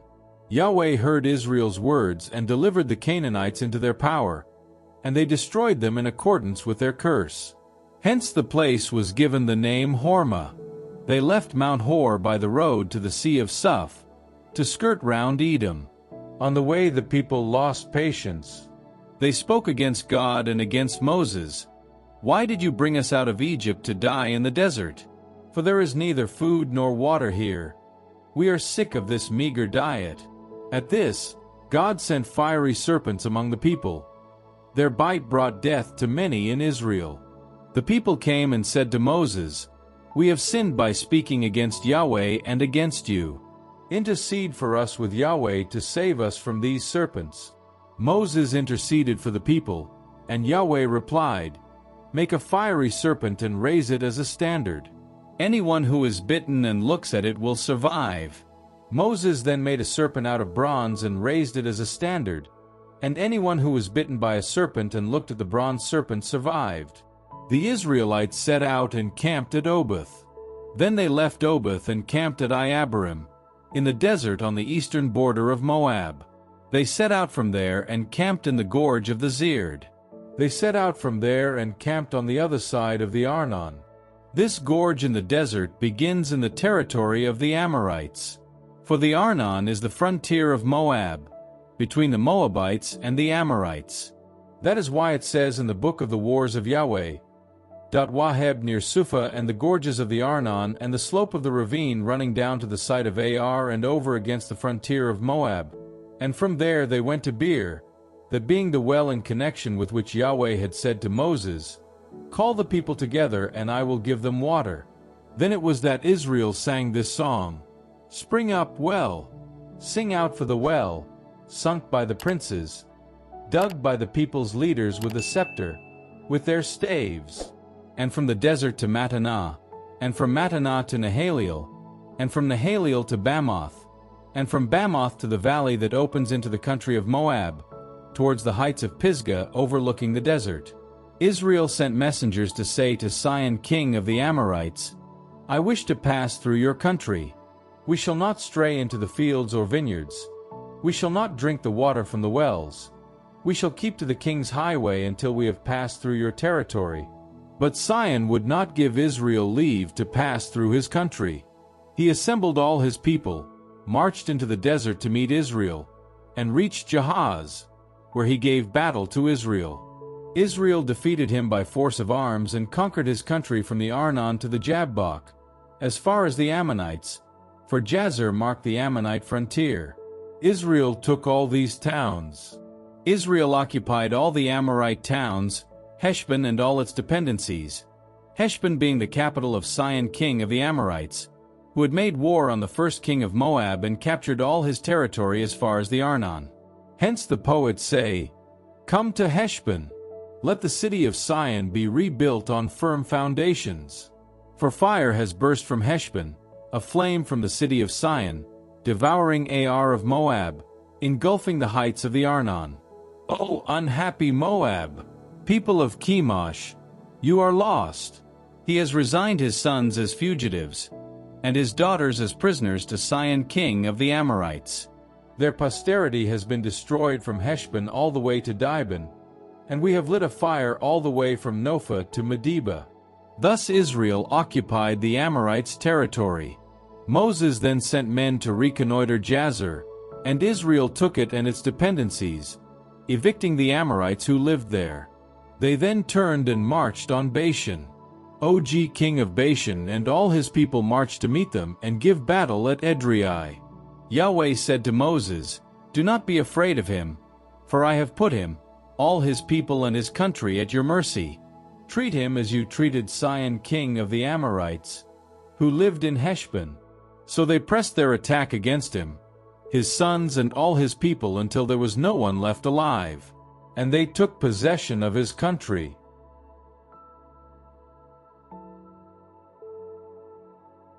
Numbers chapter 22. The Israelites then set out and pitched their camp in the plains of Moab, beyond the Jordan opposite Jericho. Balak son of Zippeor saw all that Israel had done to the Amorites, and Moab was terrified of the people, because there were so many of them. Moab was afraid of the Israelites. He said to the elders of Midian, This horde will soon have cropped everything round us as closely as an ox crops grass in the countryside. Now Balak son of Zippeor was king of Moab at the time. He sent messengers to summon Balaam son of Beor, at Pethor on the river, in the territory of the Amorites, saying, Look, a people coming from Egypt has overrun the whole countryside. They have halted at my very door. I beg you come and curse this people for me, for they are stronger than I am. We may then be able to defeat them and drive them out of the country. For this I know, anyone you bless is blessed, anyone you curse is accursed. The elders of Moab and the elders of Midian set out, taking the fee for the divination with them. They found Balaam and gave him Balak's message. He said to them, Stay the night here, and I will answer as Yahweh directs me. So the chiefs of Moab stayed with Balaam. God came to Balaam and said, Who are these men staying with you? Balaam said to God, Balak son of Zippeor, king of Moab, has sent me this message. Look, a people coming from Egypt has overrun the whole countryside. Come now and curse them for me. I may then be able to defeat them and drive them out. God said to Balaam, You are not to go with them. You are not to curse the people, for they are blessed. In the morning Balaam got up and said to the chiefs sent by Balak, Go back to your country, for Yahweh will not let me go with you. So the chiefs of Moab got up, went back to Balak and said, Balaam refuses to come with us. And again Balak sent chiefs, more numerous and more renowned than the first. They came to Balaam and said, A message from Balak son of Zippeor, Now do not refuse to come to me. I will load you with honors and do whatever you say. I beg you come and curse this people for me. In reply, Balaam said to Balak's envoys, Even if Balak gave me his house full of silver and gold, I could not go against the order of Yahweh my God in anything, great or small. Now please stay the night here yourselves, and I will learn what else Yahweh has to tell me." God came to Balaam during the night and said to him, "Have not these men come to summon you? Get up, go with them, but do only what I tell you to do." Balaam got up and saddled his donkey and set out with the chiefs of Moab. His going kindled Yahweh's anger, and the angel of Yahweh took his stand on the road to bar his way. Balaam was riding his donkey, and his 2 servants were with him. Now the donkey saw the angel of Yahweh standing in the road with a drawn sword in his hand, and she turned off the road into the open country. Balaam then struck the donkey to turn her back onto the road. The angel of Yahweh then went and stood on a narrow path among the vineyards, with a wall to the right and a wall to the left. The donkey saw the angel of Yahweh and scraped against the wall, scraping Balaam's foot against it, so he struck her again. The angel of Yahweh then moved and stood in a place so narrow that there was no room to pass either to right or left. When the donkey saw the angel of Yahweh, she lay down under Balaam. Balaam flew into a rage and struck the donkey with his stick. Yahweh then gave the donkey the power to talk, and she said to Balaam, "What harm have I done you, for you to strike me 3 times like this?" Balaam answered the donkey, "Because you have been making a fool of me. If I had been carrying a sword, I should have killed you by now." The donkey said to Balaam, "Am I not your donkey, and have I not been your mount all your life? Have I ever behaved like this with you before?" "No," he replied. Yahweh then opened Balaam's eyes, and he saw the angel of Yahweh standing in the road with a drawn sword in his hand. And he bowed his head and threw himself on his face. And the angel of Yahweh said to him, "Why did you strike your donkey 3 times like that? I myself had come to bar your way. While I am here, your road is blocked.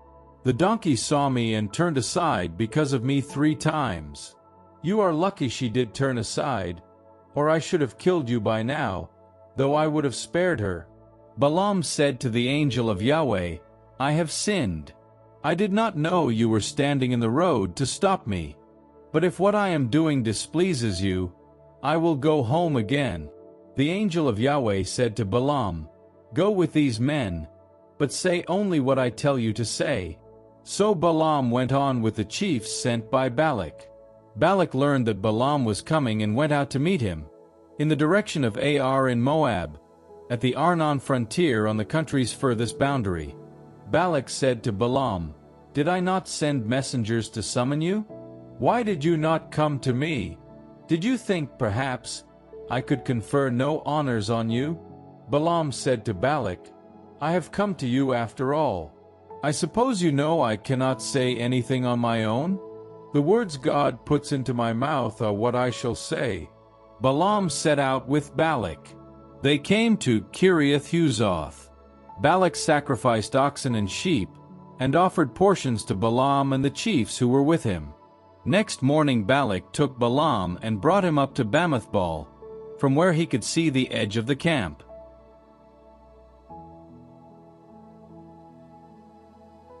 Numbers chapter 23.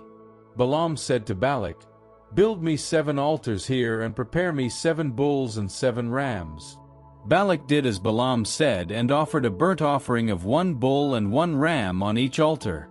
Balaam then said to Balak, "Stand beside your burnt offerings while I go away. Perhaps Yahweh will come and meet me. If he does, I shall tell you whatever he reveals to me." And he withdrew to a bare hill. God came to meet Balaam, who said to him, "I have prepared the 7 altars and offered a burnt offering of 1 bull and 1 ram on each altar." Yahweh then put a prophecy into his mouth and said to him, "Go back to Balak, and that is what you must say to him." So Balaam went back to him, and found him still standing beside his burnt offering, with all the chiefs of Moab. He then declaimed his poem as follows: "Balak has brought me from Aram, the king of Moab from the hills of Kedem. Come and curse Jacob for me, come and denounce Israel. How shall I curse someone whom God has not cursed? How denounce someone God has not denounced? Yes, from the top of the crags I see him, from the hills I descry him. A people that dwells on its own, not to be reckoned among other nations. Who can count the dust of Jacob? Who can number the cloud of Israel? May I die the death of the just, and may my future be like theirs." Balak said to Balaam, "What have you done to me? I brought you to curse my enemies, and you have heaped blessings on them." Balaam replied, "Am I to depart from what Yahweh puts into my mouth?" Balak then said, "Please come somewhere else. From here you can see only the fringe of them. You cannot see them all. Curse them for me over there." He led him to the lookout's field on the top of Pisgah. There he built 7 altars and offered a burnt offering of 1 bull and 1 ram on each altar. Balaam said to Balak, "Stand here beside your burnt offerings while I wait over there." God came to meet Balaam. He put a prophecy into his mouth and said to him, "Go back to Balak, and that is what you must say to him." So Balaam went to him and found him still standing beside his burnt offering, and all the chiefs of Moab with him. "What did Yahweh say?" Balak said to him. Balaam then declaimed his poem as follows: "Stand up, Balak, and listen. Give ear to me, son of Zippeor. God is no human being that he should lie, no child of Adam to change his mind. Is it his to say and not to do? Is it his to speak and not fulfill? The charge laid on me is to bless. I shall bless, and I cannot reverse it. I have perceived no guilt in Jacob, have seen no perversity in Israel. Yahweh his God is with him, and a royal acclamation to greet him. God has brought him out of Egypt, is like the wild ox's horns to him. There is no omen whatever against Jacob, no augury at all against Israel. Well may people say of Jacob, of Israel, what has God achieved? For here is a people like a lioness rising, poised like a lion to spring, nor will he lie down till he has devoured his prey and drunk the blood of his slain." Balak said to Balaam, "Very well. Do not curse them, but at least do not bless them." Balaam retorted to Balak, "Did I not tell you? Whatever Yahweh says, I must do." Balak then said to Balaam, "Come with me now, and I shall take you somewhere else. From there perhaps it will please God to curse them for me." So Balak led Balaam to the summit of Peor, overlooking the wastelands. Balaam then said to Balak, "Build me 7 altars here and prepare me 7 bulls and 7 rams." Balak did as Balaam said and offered a burnt offering of 1 bull and 1 ram on each altar.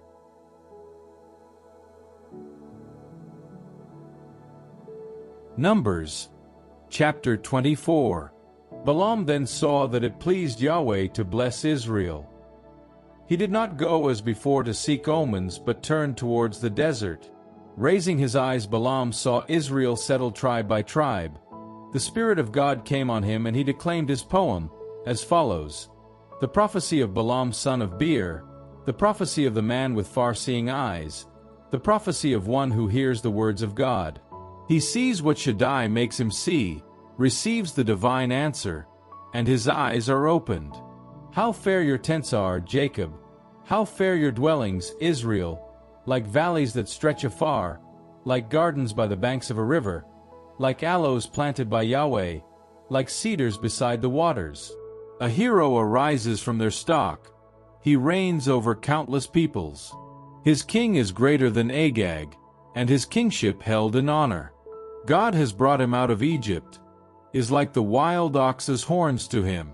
He devours the corpses of his enemies, breaking their bones, piercing them with his arrows.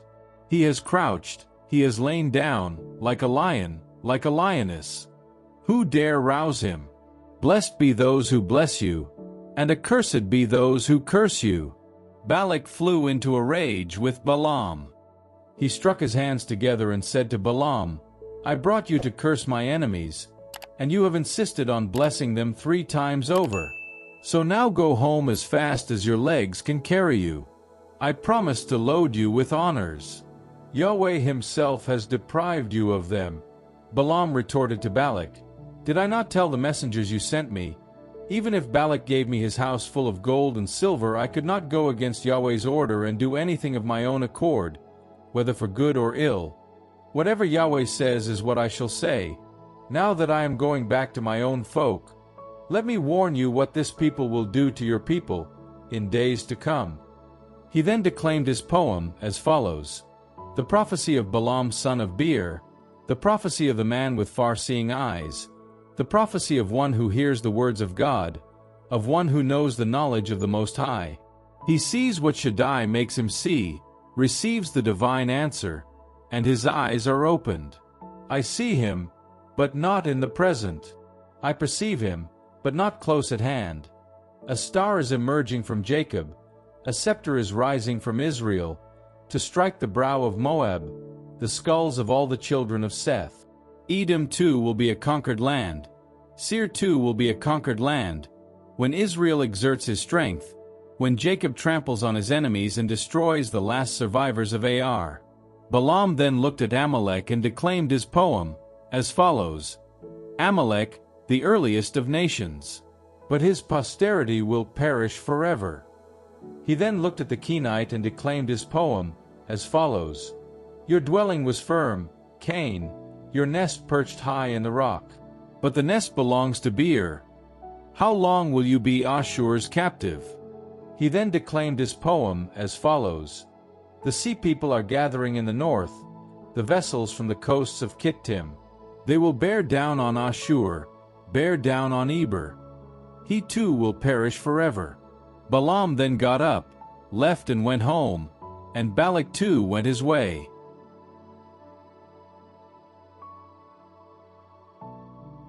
Numbers, chapter 25. Israel settled at Shittim. The people gave themselves over to prostitution with Moabite women. These invited them to the sacrifices of their gods, and the people ate and bowed down before their gods. With Israel thus committed to the Baal of Peor, Yahweh's anger was aroused against them. Yahweh said to Moses, Take all the leaders of the people, impale them facing the sun, for Yahweh, to deflect his burning anger from Israel. Moses said to the judges of Israel, Each of you will put to death those of his people who have committed themselves to the Baal of Peor. One of the Israelites came along, bringing the Midianite woman into his family, under the very eyes of Moses and the whole community of Israelites as they were weeping at the entrance to the tent of meeting.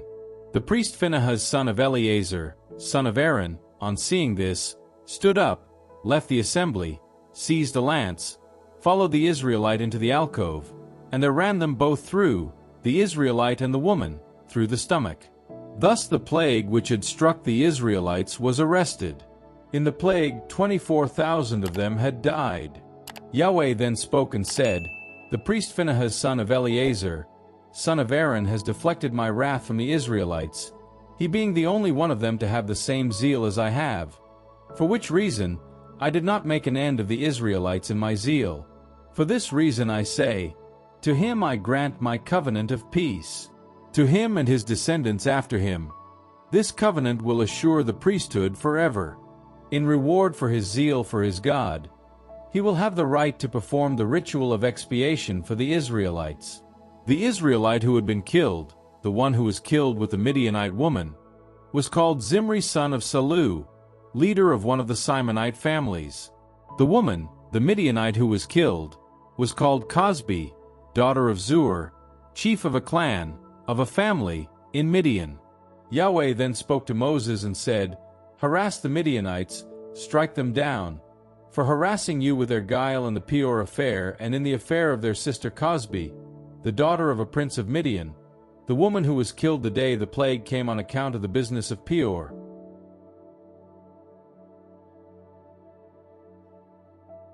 Numbers, chapter 26. After this plague, Yahweh spoke to Moses and to the priest Eleazar son of Aaron and said, Take a census of the whole community of Israelites by families, all those of 20 years and over, fit to bear arms in Israel. So Moses and the priest Eleazar took a census of them on the plains of Moab, near the Jordan by Jericho. They counted, as Yahweh had ordered Moses and the Israelites after leaving Egypt, men of 20 years and over. Reuben, the firstborn of Israel. The sons of Reuben, for Hanok, the Hanokite clan. For Palu, the Paluite clan. For Hezron, the Hezronite clan. For Carmi, the Carmite clan. These were the Reubenite clans. They numbered 43,730 men. The sons of Palu, Eliab. The sons of Eliab, Nemuel, Dathan and Abiram. These two, Dathan and Abiram, men of repute in the community, were the ones who revolted against Moses and Aaron. They belonged to Korah's group when it revolted against Yahweh. The earth opened its mouth and swallowed them, with Korah when that group perished, when fire consumed the 250 men. They were a sign. Korah's sons, however, did not perish. The sons of Simeon by clans. For Nemuel, the Nemuelite clan. For Jamin, the Jaminite clan. For Jachin, the Jachinite clan. For Zerah, the Zerahite clan. For Shaul, the Shaulite clan. These were the Simonite clans. They numbered 22,200 men. The sons of Gad by clans. For Zephon, the Zephonite clan. For Haggi, the Haggite clan. For Shuni, the Shunite clan. For Ozni, the Oznite clan. For Eri, the Erite clan. For Arad, the Aradite clan. For Areli, the Arlite clan. These were the clans of the sons of Gad. They numbered 40,500 men. The sons of Judah, Er and Onan. Er and Onan died in the land of Canaan. The other sons of Judah became clans. For Shelah, the Shiloite clan. For Perez, the Perizzite clan. For Zerah, the Zerahite clan. The sons of Perez were, for Hezron, the Hezronite clan. For Hamul, the Hamulite clan. These were the clans of Judah. They numbered 76,500 men. The sons of Issachar by clans. For Tola, the Tolate clan. For Puvah, the Puvarite clan. For Jashub, the Jashubite clan. For Shimron, the Shimronite clan. These were the clans of Issachar. They numbered 64,300 men. The sons of Zebulun by clans. For Sered, the Seredite clan.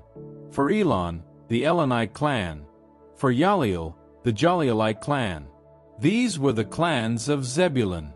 They numbered 60,500 men. The sons of Joseph by clans. Manasseh and Ephraim. The sons of Manasseh. For Machir, the Machirite clan. Machir fathered Gilead. For Gilead, the Gileadite clan. These were the sons of Gilead.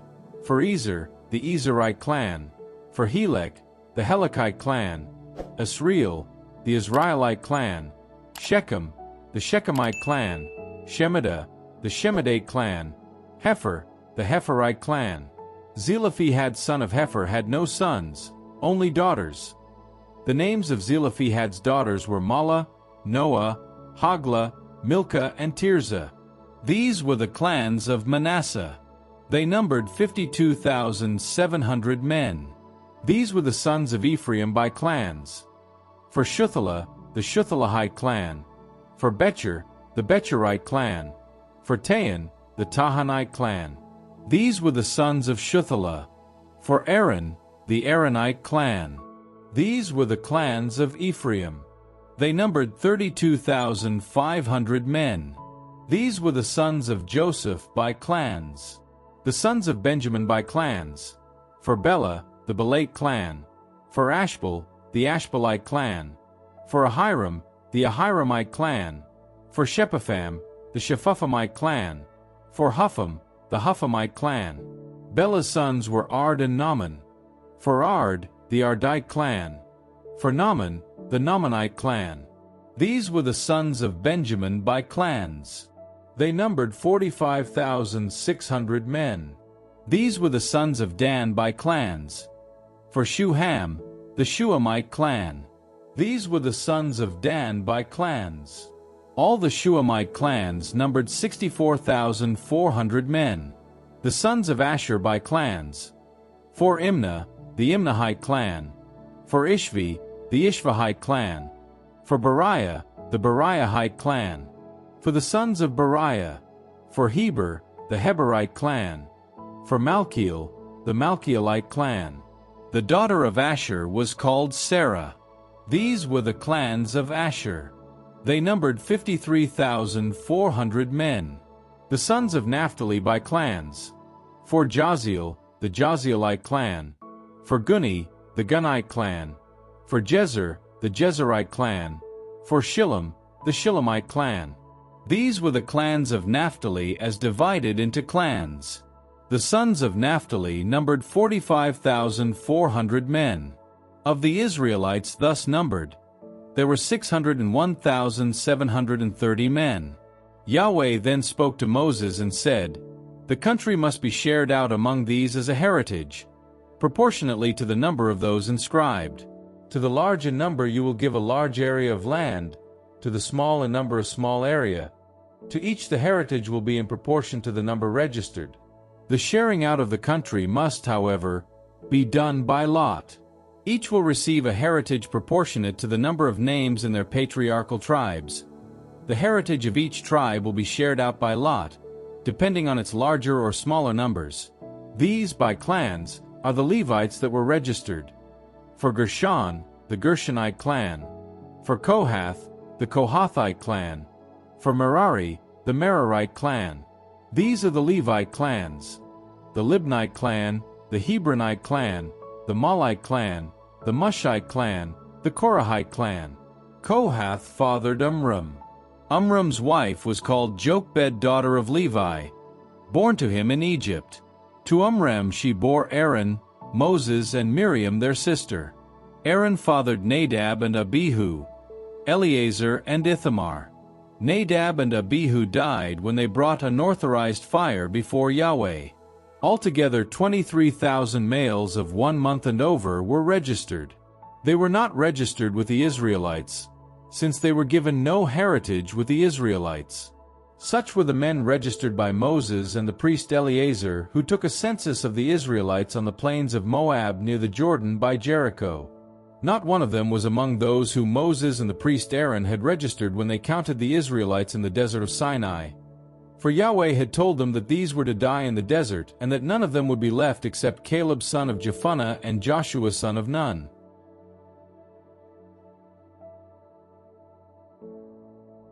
Numbers chapter 27. There then came forward the daughters of Zelophehad son of Hepher, son of Gilead, son of Machir, son of Manasseh. He belonged to the clans of Manasseh son of Joseph.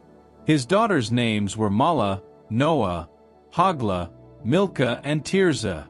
They appeared before Moses, the priest Eleazar, the leaders and the whole community, at the entrance to the tent of meeting, and said, "Our father died in the desert. He was not a member of the party who banded together against Yahweh, Korah's party. It was for his own sin that he died without sons. Why should our father's name be lost to his clan? Since he had no son, give us some property like our father's kinsmen." Moses took their case before Yahweh, and Yahweh spoke to Moses and said, "Zelophehad's daughters are right in what they say. You will indeed give them a property to be their heritage among their father's kinsmen. See that their father's heritage is passed on to them. Then speak to the Israelites and say, if a man dies without sons, his heritage will pass to his daughter. If he has no daughter, the heritage will go to his brothers. If he has no brothers, his heritage will go to his father's brothers. If his father has no brothers, his heritage will go to the member of his clan who is most nearly related. It will become his property. This will be a legal rule for the Israelites, as Yahweh has ordered Moses." Yahweh said to Moses, "Climb this mountain of the Abarim range, and look at the country which I have given to the Israelites. After you have seen it, you will be gathered to your people, as Aaron your brother was. For you both rebelled in the desert of Zin when the community disputed with me, and when I ordered you to assert my holiness before their eyes by means of the water. These were the waters of Meribah of Kadesh, in the desert of Zin." Moses then said to Yahweh, "May it please Yahweh, God of the spirits that give life to all living creatures, to appoint a leader for this community, to be at their head in all their undertakings, a man who will lead them out and bring them in, so that Yahweh's community will not be like sheep without a shepherd. Yahweh then said to Moses, "Take Joshua son of Nun, a man in whom the Spirit dwells, and lay your hand on him. Bring him before the priest Eleazar and the whole community and give him your orders in their presence, conferring some of your own authority on him, so that the whole community of Israelites will obey him. He will present himself to the priest Eleazar, who will consult Yahweh on his behalf by means of the rite of the Urim. At his command, they will go out, and at his command, they will come in, he and all the Israelites with him, the whole community." Moses did as Yahweh had ordered. He took Joshua, brought him before the priest Eleazar and the whole community, laid his hands on him and gave him his orders, as Yahweh had directed through Moses.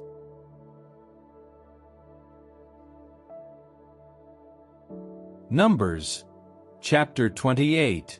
Yahweh spoke to Moses and said, "Give the Israelites this order. Take care to bring me my offering, my sustenance in the form of food burnt as a smell pleasing to me, at the proper time. You will then say to them, 'This is the food which you will burn in offering to Yahweh. Every day, 2 unblemished yearling lambs as a perpetual burnt offering.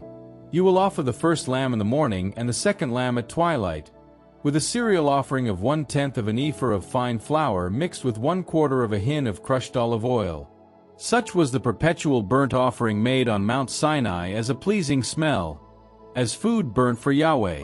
The accompanying libation will be of 1/4 of a hin for each lamb. The libation of fermented liquor for Yahweh will be poured inside the sanctuary. The second lamb you will offer at twilight, offering it with the same cereal offering and the same libation as in the morning, as food burnt as a smell pleasing to Yahweh. On the Sabbath day, you will offer 2 unblemished yearling lambs and 2/10 of an ephah of fine flour as a cereal offering, mixed with oil, as well as the accompanying libation. The Sabbath burnt offering will be offered every Sabbath in addition to the perpetual burnt offering, and the accompanying libation similarly. At the beginning of each of your months you will offer a burnt offering to Yahweh, 2 young bulls, 1 ram and 7 yearling lambs, without blemish. For each bull a cereal offering of 3/10 of an ephah of fine flour mixed with oil. For each ram, a cereal offering of 2/10 of fine flour mixed with oil. For each lamb, a cereal offering of 1/10 of fine flour mixed with oil, as a burnt offering, as a pleasing smell, as food burnt for Yahweh. The accompanying libations will be of 1/2 a hin of wine for a bull, 1/3 of a hin for a ram and 1/4 of a hin for a lamb. This will be the monthly burnt offering, month after month, every month of the year. In addition to the perpetual burnt offering, a goat will be offered to Yahweh, as a sacrifice for sin, with its accompanying libation. The 14th day of the first month is the Passover of Yahweh, and the 15th day of this month is a feast day. For 7 days unleavened bread will be eaten. On the first day there will be a sacred assembly. You will do no heavy work. As food burnt as a burnt offering you will offer Yahweh 2 young bulls, a ram and 7 yearling lambs, without blemish. The accompanying cereal offering of fine flour mixed with oil will be 3/10 of an ephah for a bull, 2/10 for a ram, and 1/10 for each of the 7 lambs. There will also be a goat as a sacrifice for sin, for performing the rite of expiation for you. You will offer these in addition to the morning burnt offering, which is a perpetual burnt offering. You will do this every day for 7 days.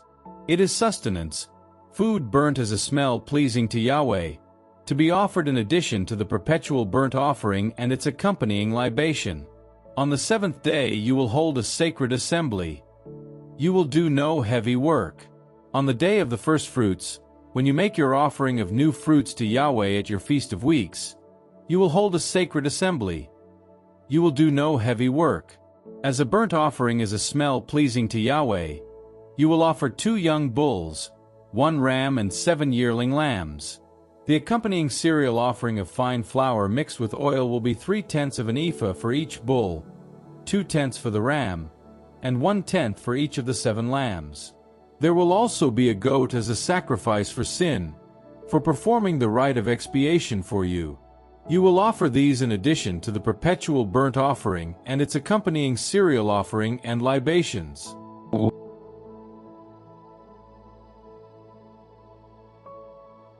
Numbers, chapter 29.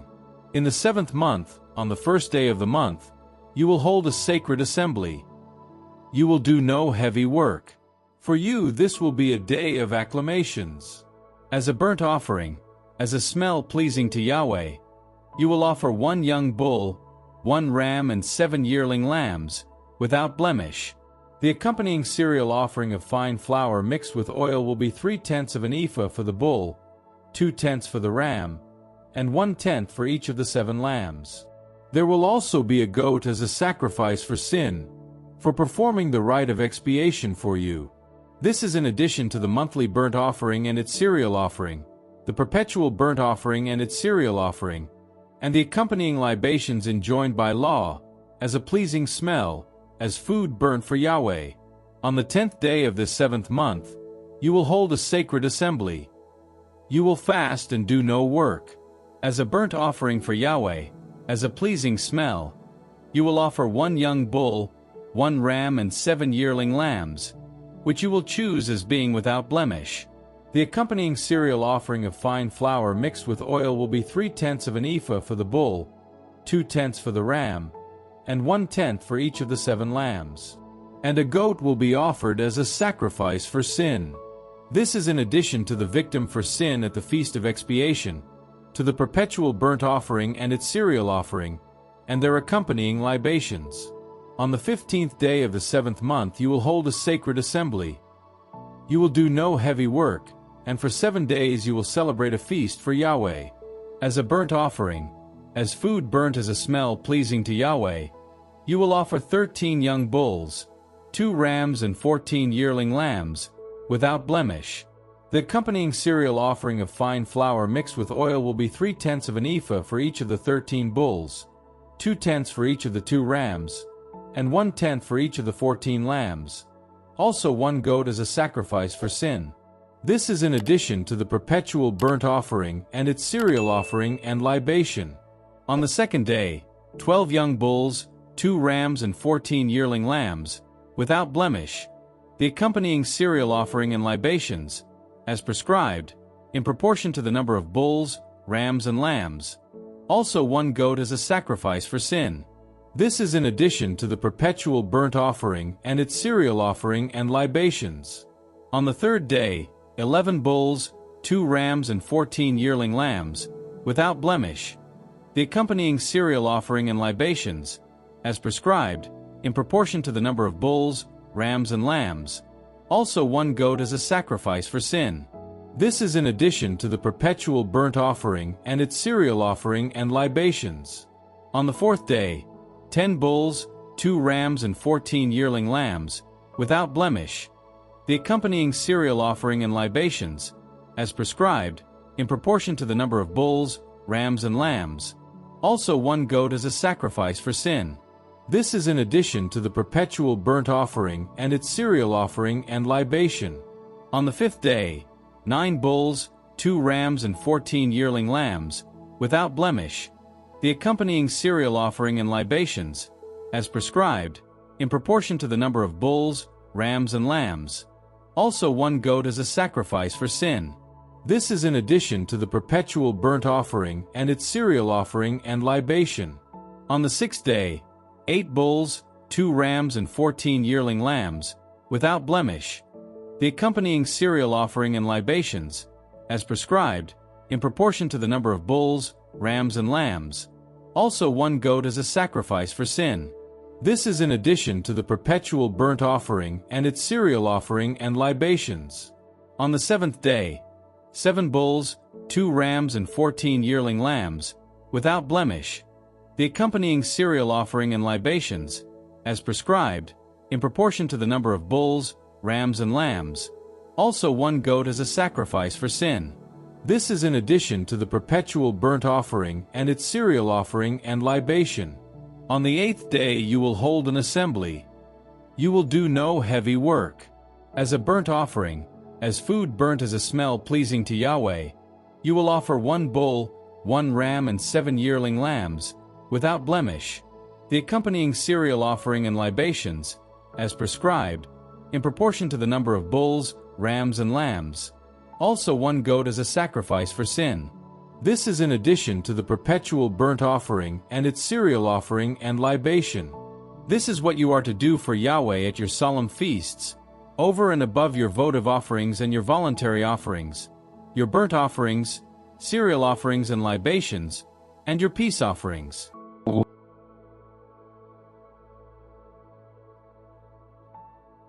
Numbers chapter 30.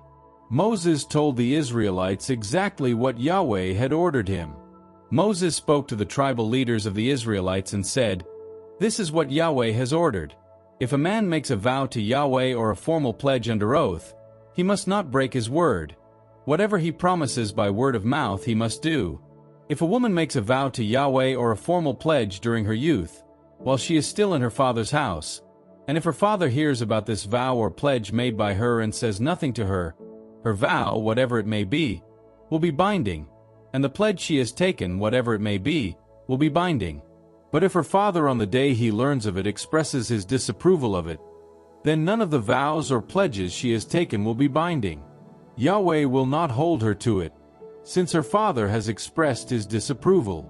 If, being bound by vows or by a pledge voiced without due reflection, she then marries, and if her husband hears of it but says nothing on the day he learns of it, her vows will be binding and the pledges she has taken will be binding. But if on the day he learns of it he expresses his disapproval to her, this will annul the vow that she has made or the pledge that binds her, voiced without due reflection. Yahweh will not hold her to it.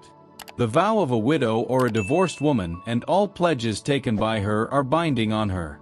If she has made a vow or taken a pledge under oath while in her husband's house, and if when the husband learns of it he says nothing to her and does not express disapproval to her, then the vow, whatever it is, will be binding, and the pledge, whatever it is, will be binding. But if the husband when he hears of it annuls it on the day he learns of it, no undertaking of hers, be it vow or pledge, will be binding. Since the husband has annulled it, Yahweh will not hold her to it. Every vow or oath that is binding on the wife may be endorsed or annulled by the husband. If by the following day the husband has said nothing to her, it means that he endorses her vow, whatever it may be, or her pledge, whatever it may be. He endorses them if he says nothing on the day he learns of them. But if, having learned of them, he annuls them later, he will bear the consequences for his wife's guilt. Such were the laws which Yahweh prescribed to Moses, concerning the relationship between a man and his wife, and between a father and his daughter while still young and living in her father's home.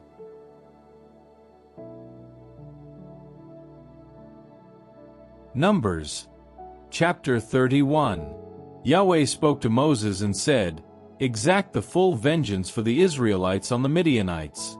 Afterwards you will be gathered to your people."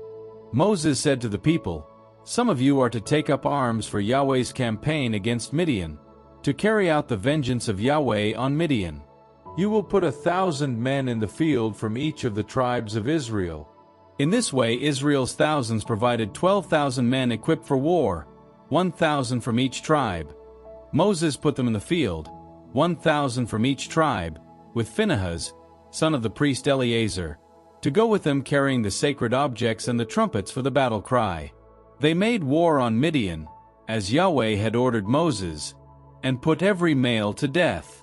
What is more, they killed the kings of Midian, Evi, Rekam, Zur, Hur and Reba, the 5 Midianite kings. They also put Balaam son of Beor to the sword. The Israelites took the Midianite women and their little ones captive and carried off all their cattle, all their flocks and all their goods as booty. They set fire to the towns where they lived and to all their encampments. Then, taking all their booty, everything they had captured, human and animal, they brought the captives, spoil and booty to Moses, the priest Eleazar and the whole community of Israelites at the camp on the plains of Moab, near the Jordan by Jericho. Moses, the priest Eleazar and all the leaders of the community went out of the camp to meet them. Moses was enraged with the officers of the army, the commanders of the thousands and commanders of the hundreds, who had come back from this military expedition. He said, "Why have you spared the life of all the women?" They were the very ones who, on Balaam's advice, caused the Israelites to be unfaithful to Yahweh in the affair at Peor. Hence the plague which struck Yahweh's community. So kill all the male children and kill all the women who have ever slept with a man. But spare the lives of the young girls who have never slept with a man, and keep them for yourselves. As for you, bivouac outside the camp for 7 days, everyone who has killed anyone or touched a corpse. Purify yourselves and your prisoners on the 3rd and 7th days, and purify all clothing, everything made of skin, everything woven of goat's hair, and everything made of wood. The priest Eleazar said to the soldiers who had come back from the campaign, "This is an article of the law which Yahweh prescribed to Moses. Although gold, silver, bronze, iron, tin, and lead, everything that can withstand fire can be cleaned by being passed through fire, it must still be purified with water for purification. Whatever cannot resist fire you must pass through water. Wash your clothes on the 7th day, and you will then be clean. You may then re-enter the camp." Yahweh spoke to Moses and said, "With the priest Eleazar and the heads of families in the community, take account of the spoils and captives, human and animal. You will then share out the spoil, half and half, between those who fought the campaign and the rest of the community. From the share of the combatants who took part in the campaign, you will set aside 1 out of every 500 persons, oxen, donkeys, and sheep as Yahweh's portion. You will take this from the half share coming to them and give it to the priest Eleazar as the portion set aside for Yahweh. From the half coming to the Israelites, you will take 1 out of every 50 persons, oxen, donkeys, sheep, and all other animals, and give them to the Levites who are responsible for Yahweh's dwelling." Moses and the priest Eleazar did as Yahweh had ordered Moses. The spoils, the remainder of the booty captured by the soldiers, came to 675,000 sheep and goats, 72,000 head of cattle, 61,000 donkeys, and in persons, women who had never slept with a man, 32,000 in all. Half was assigned to those who had taken part in the war, namely 337,500 sheep and goats, of which Yahweh's portion was 675, 36,000 head of cattle, of which Yahweh's portion was 72, 30,500 donkeys, of which Yahweh's portion was 61, and 16,000 persons, of which Yahweh's portion was 32.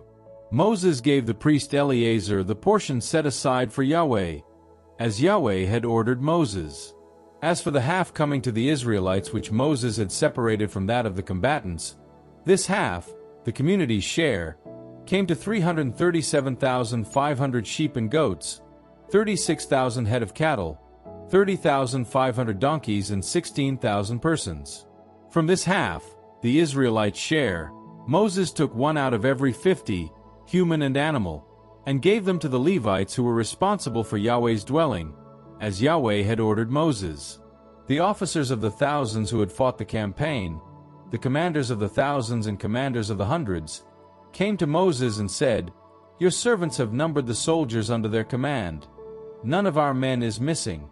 So, as an offering for Yahweh, we have brought what each of us has found in the way of gold ornaments, armlets and bracelets, rings, earrings and breastplates, to make expiation for ourselves before Yahweh." Moses and the priest Eleazar accepted this gold from them, all this jewelry. This portion of gold given to Yahweh by the commanders of the thousands and commanders of the hundreds amounted to 16,750 shekels. Each of the soldiers took his own booty. But Moses and the priest Eleazar, having accepted the gold from the commanders of the thousands and commanders of the hundreds, brought it into the tent of meeting, to be a reminder of the Israelites before Yahweh.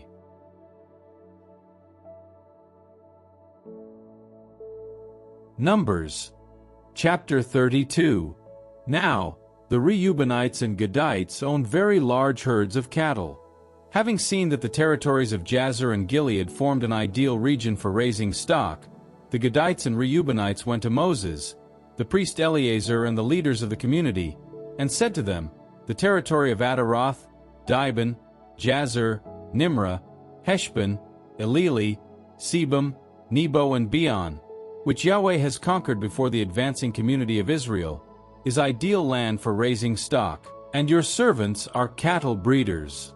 So, they said, if you approve, give your servants this land for us to own. Do not make us cross the Jordan. Moses said to the Gadites and Reubenites, Do you intend your brothers to go into battle while you stay here? Why are you discouraging the Israelites from crossing to the country which Yahweh has given them? Your fathers behaved in the same way when I sent them from Kadesh Barnea to see the country. For, having gone as far as the valley of Eshcol and seen the country, they discouraged the Israelites from entering the country which Yahweh had given them. Hence Yahweh's anger was aroused that day, and he swore this oath, No man of 20 years and over, who left Egypt, shall set eyes on the country which I promised on oath to Abraham, Isaac, and Jacob. For they have not followed me absolutely, except for Caleb son of Jephunneh the Kenizzite, and Joshua son of Nun. These indeed have followed Yahweh absolutely. Yahweh's anger being aroused by Israel, he made them wander in the desert for 40 years, until the generation that offended Yahweh had all disappeared. And now you rise up in your father's place, offshoot of sinful stock, to increase Yahweh's burning anger with Israel even more. If you turn away from him, he will prolong the time spent in the desert, and you will bring about this entire people's ruin. They came to Moses and said, We should like to build sheepfolds here for our flocks and towns for our little ones. We ourselves will take up arms and lead the Israelites until we have brought them to the place appointed for them, while our little ones stay in the fortified towns to be safe from the local inhabitants. We will not return to our homes until every one of the Israelites has taken possession of his heritage. For we shall have no heritage with them on the other bank of the Jordan or beyond, since our heritage has fallen to us here, east of the Jordan.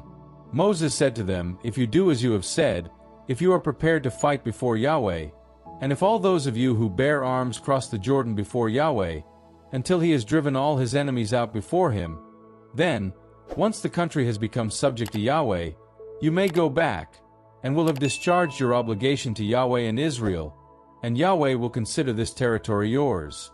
But if you do not, you will sin against Yahweh, and be sure your sin will find you out. Build towns, then, for your little ones and folds for your flocks. But do what you have promised.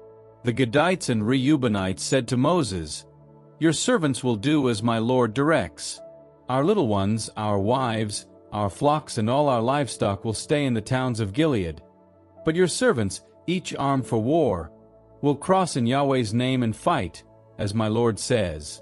So Moses gave orders about them to the priest Eleazar, Joshua son of Nun, and the heads of families in the Israelite tribes. Moses said to them, If the Gadites and Reubenites, all those under arms, cross the Jordan with you to fight in Yahweh's name, then, once the country has become subject to you, you will give them the territory of Gilead as theirs. But if they will not cross with you under arms, they will receive their domains in Canaan with the rest of you. To this, the Gadites and Reubenites replied, What Yahweh has said to your servants, we shall do. Under arms, we shall cross in Yahweh's name into Canaan, so that ownership of our heritage on this side of the Jordan will be ours. Moses then gave them, the Gadites, the Reubenites, and the half-tribe of Manasseh son of Joseph, the kingdom of Sihon king of the Amorites and the kingdom of Og king of Bashan, the country and the towns within its territory, and the country's frontier towns.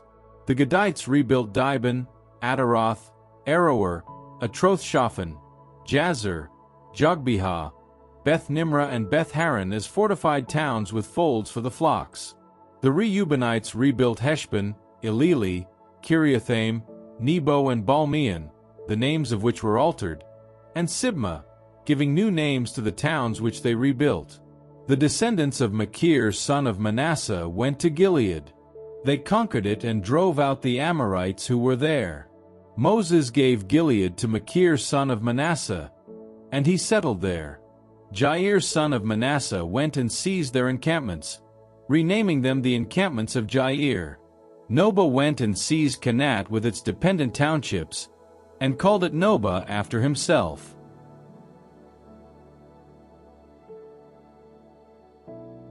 Numbers, chapter 33. These were the stages of the journey made by the Israelites when they left Egypt in their companies under the leadership of Moses and Aaron. Moses recorded their starting points in writing whenever they moved on at Yahweh's order. The stages, from one starting point to another, were as follows. They left Ramesses in the first month. It was the 15th day of the first month, the day following the Passover, when the Israelites confidently set out, under the eyes of all Egypt. The Egyptians were burying those of their own people whom Yahweh had struck down, all the firstborn. Yahweh had carried out his judgment on their gods. The Israelites left Ramesses and camped at Succos. Then they left Succos and encamped at Etham, which is on the edge of the desert. They left Etham, turned back to Pi-Hahiroth, opposite Baal-zephon, and encamped before Migdol. They left Pi-Hahiroth, crossed the sea into the desert, and after marching for 3 days in the desert of Etham they encamped at Marah. They left Marah and reached Elim. At Elim there were 12 springs of water and 70 palm trees. They encamped there. They left Elim and encamped by the Sea of Reeds. They left the Sea of Reeds and encamped in the desert of Sin. They left the desert of Sin and encamped at Dophkah. They left Dophkah and encamped at Alush. They left Alush and encamped at Rephidim. The people found no drinking water there. They left Rephidim and encamped in the desert of Sinai. They left the desert of Sinai and encamped at Kibroth-Hattaavah. They left Kibroth-Hattaavah and encamped at Hazeroth. They left Hazeroth and encamped at Rithmah. They left Rithmah and encamped at Rimmon-Perez. They left Rimmon-Perez and encamped at Libnah. They left Libnah and encamped at Rissah. They left Rissah and encamped at Kehelatha. They left Kehelatha and encamped at Mount Shepher. They left Mount Shepher and encamped at Harada. They left Harada and encamped at Makaloth. They left Makaloth and encamped at Tahath. They left Tahath and encamped at Turah. They left Turah and encamped at Mithkah. They left Mithkah and encamped at Hashmanah. They left Hashmanah and encamped at Mosroth. They left Mosroth and encamped at Bene-Jaakan. They left Bene-Jaakan and encamped at Hor-Gidgad. They left Hor-Gidgad and encamped at Jotbathah. They left Jotbathah and encamped at Abrona. They left Abrona and encamped at Ezion-Geber. They left Ezion-Geber and encamped in the desert of Zin, that is, at Kadesh. They left Kadesh and encamped at Mount Hor, on the borders of the land of Edom.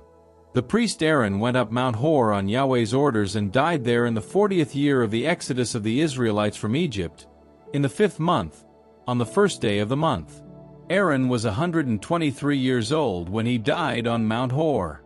The king of Arad, the Canaanite who lived in the Negeb of Canaan, heard of the Israelites' arrival.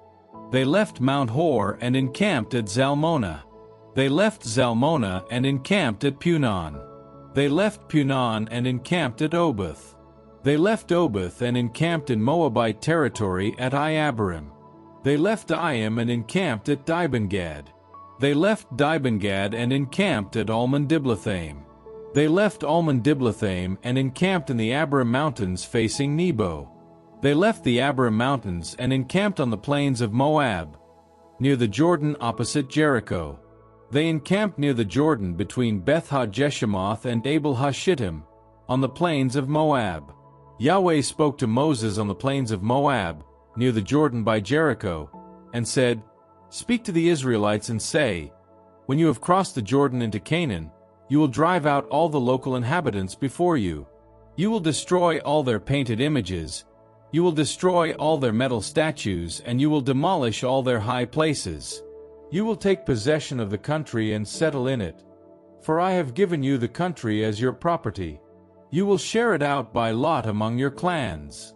To a large clan you will give a larger heritage, and to a smaller clan you will give a smaller heritage.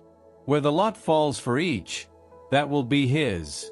Your heritage will depend on the size of your tribe. If, however, you do not drive out the local inhabitants before you, the ones you allow to remain will be thorns in your eyes and thistles in your sides, and will harass you in the country where you are living, and I shall treat you as I intended to treat them.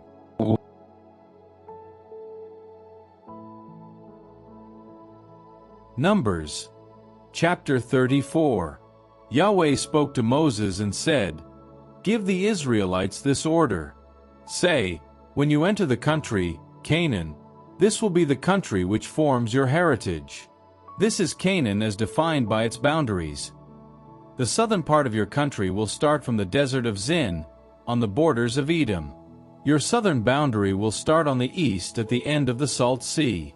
It will then turn south towards the ascent of the Scorpions and go by Zin to end in the south at Kadesh Barnea. It will then run towards Hazar-Adar and pass through Asman. From Asman the boundary will turn towards the torrent of Egypt and end at the sea. Your seaboard will be on the Great Sea. This will be your western boundary. Your northern boundary will be as follows. You will draw a line from the Great Sea to Mount Hor. Then from Mount Hor you will draw a line to the pass of Hamath, and the boundary will end at Zedad. From there it will run on to Ziphron and end at Hazar-Enan. This will be your northern boundary. You will then draw your eastern boundary from Hazar-Enan to Shepham. The boundary will run down from Shepham towards Riblah on the east side of Ain. Further down it will keep to the eastern shore of the Sea of Chinnereth. The frontier will then follow the Jordan and end at the Salt Sea. Such will be your country with the boundaries surrounding it.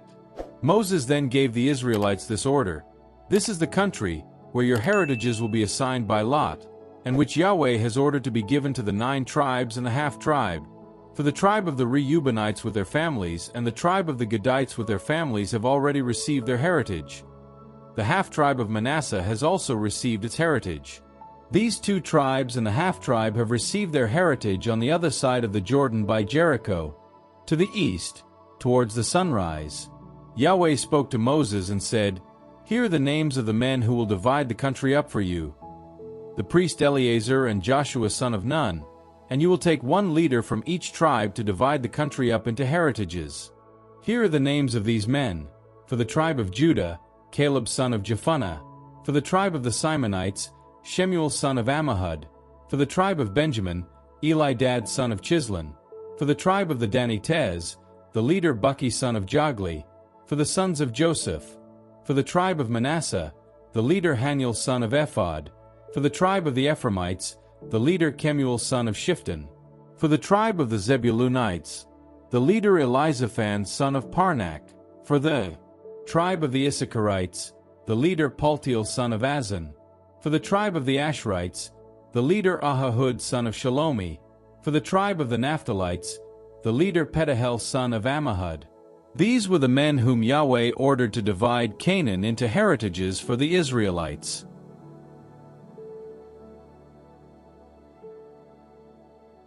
Numbers. Chapter 35. Yahweh spoke to Moses on the plains of Moab, near the Jordan by Jericho, and said, "Order the Israelites, from the heritage they possess, to give the Levites towns in which to live and pasture land round the towns. You will give these to the Levites. The towns must be their homes, and the surrounding pasture land must be for their cattle, their possessions, and all their animals. The pasture land surrounding the towns which you give to the Levites will extend, from the walls of the towns, for 1,000 cubits all round. Outside the town, measure 2,000 cubits to the east, 2,000 cubits to the south, 2,000 cubits to the west, and 2,000 cubits to the north, the town lying in the center. Such will be the pasture lands of these towns. The towns you give to the Levites will be 6 cities of refuge, seated by you as sanctuary for those who commit manslaughter, and you will give 42 towns in addition. Altogether you will give the Levites 48 towns, with their pasture lands. Of the towns which you give from the Israelites' possessions, you will give more from those who have more, and less from those who have less. Each will give some of his towns to the Levites, in proportion to the heritage he himself has received." Yahweh spoke to Moses and said, "Speak to the Israelites and say, once you have crossed the Jordan into Canaan, you will find towns, some of which you will make into cities of refuge where those who have accidentally committed manslaughter can take sanctuary. These towns will afford you refuge from the avenger of blood, so that the killer will not be put to death before standing trial before the community. Of the towns you give, 6 will serve you as cities of refuge. As cities of refuge, you will give 3 towns on the other side of the Jordan and will give 3 towns in Canaan. These 6 towns will serve as refuge for the Israelites, for the foreigner and for the resident alien, where anyone who has accidentally killed someone can take sanctuary. But if he has struck the person with an iron object so as to cause death, he is a murderer. The murderer will be put to death. If he has struck him with a stone meant for killing, and has killed him, he is a murderer. The murderer will be put to death. Or if he has struck him with a wooden instrument meant for killing, and has killed him, he is a murderer. The murderer will be put to death. The avenger of blood will put the murderer to death. Whenever he finds him, he will put him to death. If the killer has maliciously manhandled his victim, or thrown some lethal missile to strike him down, or out of enmity dealt him the death blow with his fist, then he who struck the blow will be put to death. He is a murderer. The avenger of blood will put him to death whenever he finds him. If, however, he has manhandled his victim by chance, without malice, or thrown some missile at him not meaning to hit him, or, without seeing him, dropped on him a stone meant for killing and so killed him, so long as he bore him no malice and wished him no harm, then the community will decide in accordance with these rules between the one who struck the blow and the avenger of blood, and will save the killer from the clutches of the avenger of blood.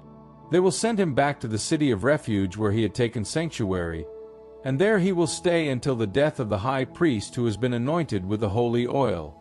Should the killer leave the bounds of the city of refuge in which he has taken sanctuary and the avenger of blood encounter him outside the bounds of his city of refuge, the avenger of blood may kill him without fear of reprisal.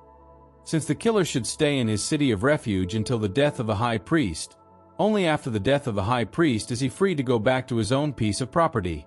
Such will be the legal rule for you and your descendants, wherever you may live. In any case of homicide, the evidence of witnesses will determine whether the killer must be put to death, but a single witness is not enough to sustain a capital charge. You will not accept a ransom for the life of a murderer condemned to death. He must die.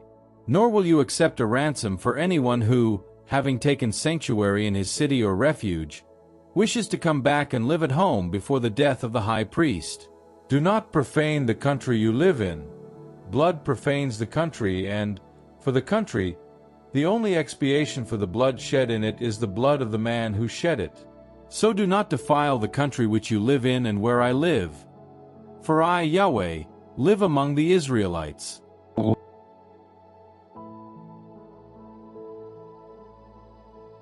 Numbers chapter 36.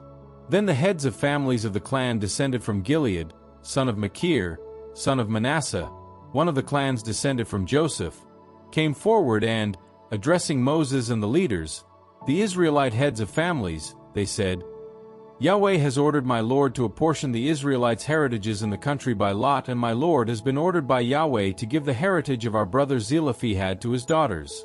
Now, if they marry someone from another Israelite tribe, their heritage will be alienated from our ancestral heritage. The heritage of the tribe to which they will then belong will be increased, and the heritage allotted to us will be diminished. And when the Jubilee for the Israelites comes round, these women's heritage will become part of the heritage of the tribe to which they then belong, and be alienated from the heritage of our ancestral tribe. At Yahweh's bidding, Moses gave the Israelites this order. He said, What the Josephite tribe says is true. This is Yahweh's ruling for Zelophehad's daughters. They may marry whom they please, providing they marry into a clan of their father's tribe. But the heritages of Israelites are not to be transferred from tribe to tribe. Each Israelite will stick to the heritage of his own tribe. Any daughter who owns a heritage in an Israelite tribe will marry into a clan of her own paternal tribe, so that the Israelites may each preserve the heritage of his father. No heritage may be transferred from one tribe to another. Each Israelite tribe will stick to its own heritage. Zelophehad's daughters did as Yahweh had ordered Moses. Mahlah, Tirzah, Hoglah, Milcah and Noah, daughters of Zelophehad, married the sons of their father's brothers. Since they married into clans descended from Manasseh son of Joseph, their heritage reverted to the tribe of their father's clan. Such were the commandments and laws that Yahweh prescribed for the Israelites through Moses on the plains of Moab near the Jordan by Jericho.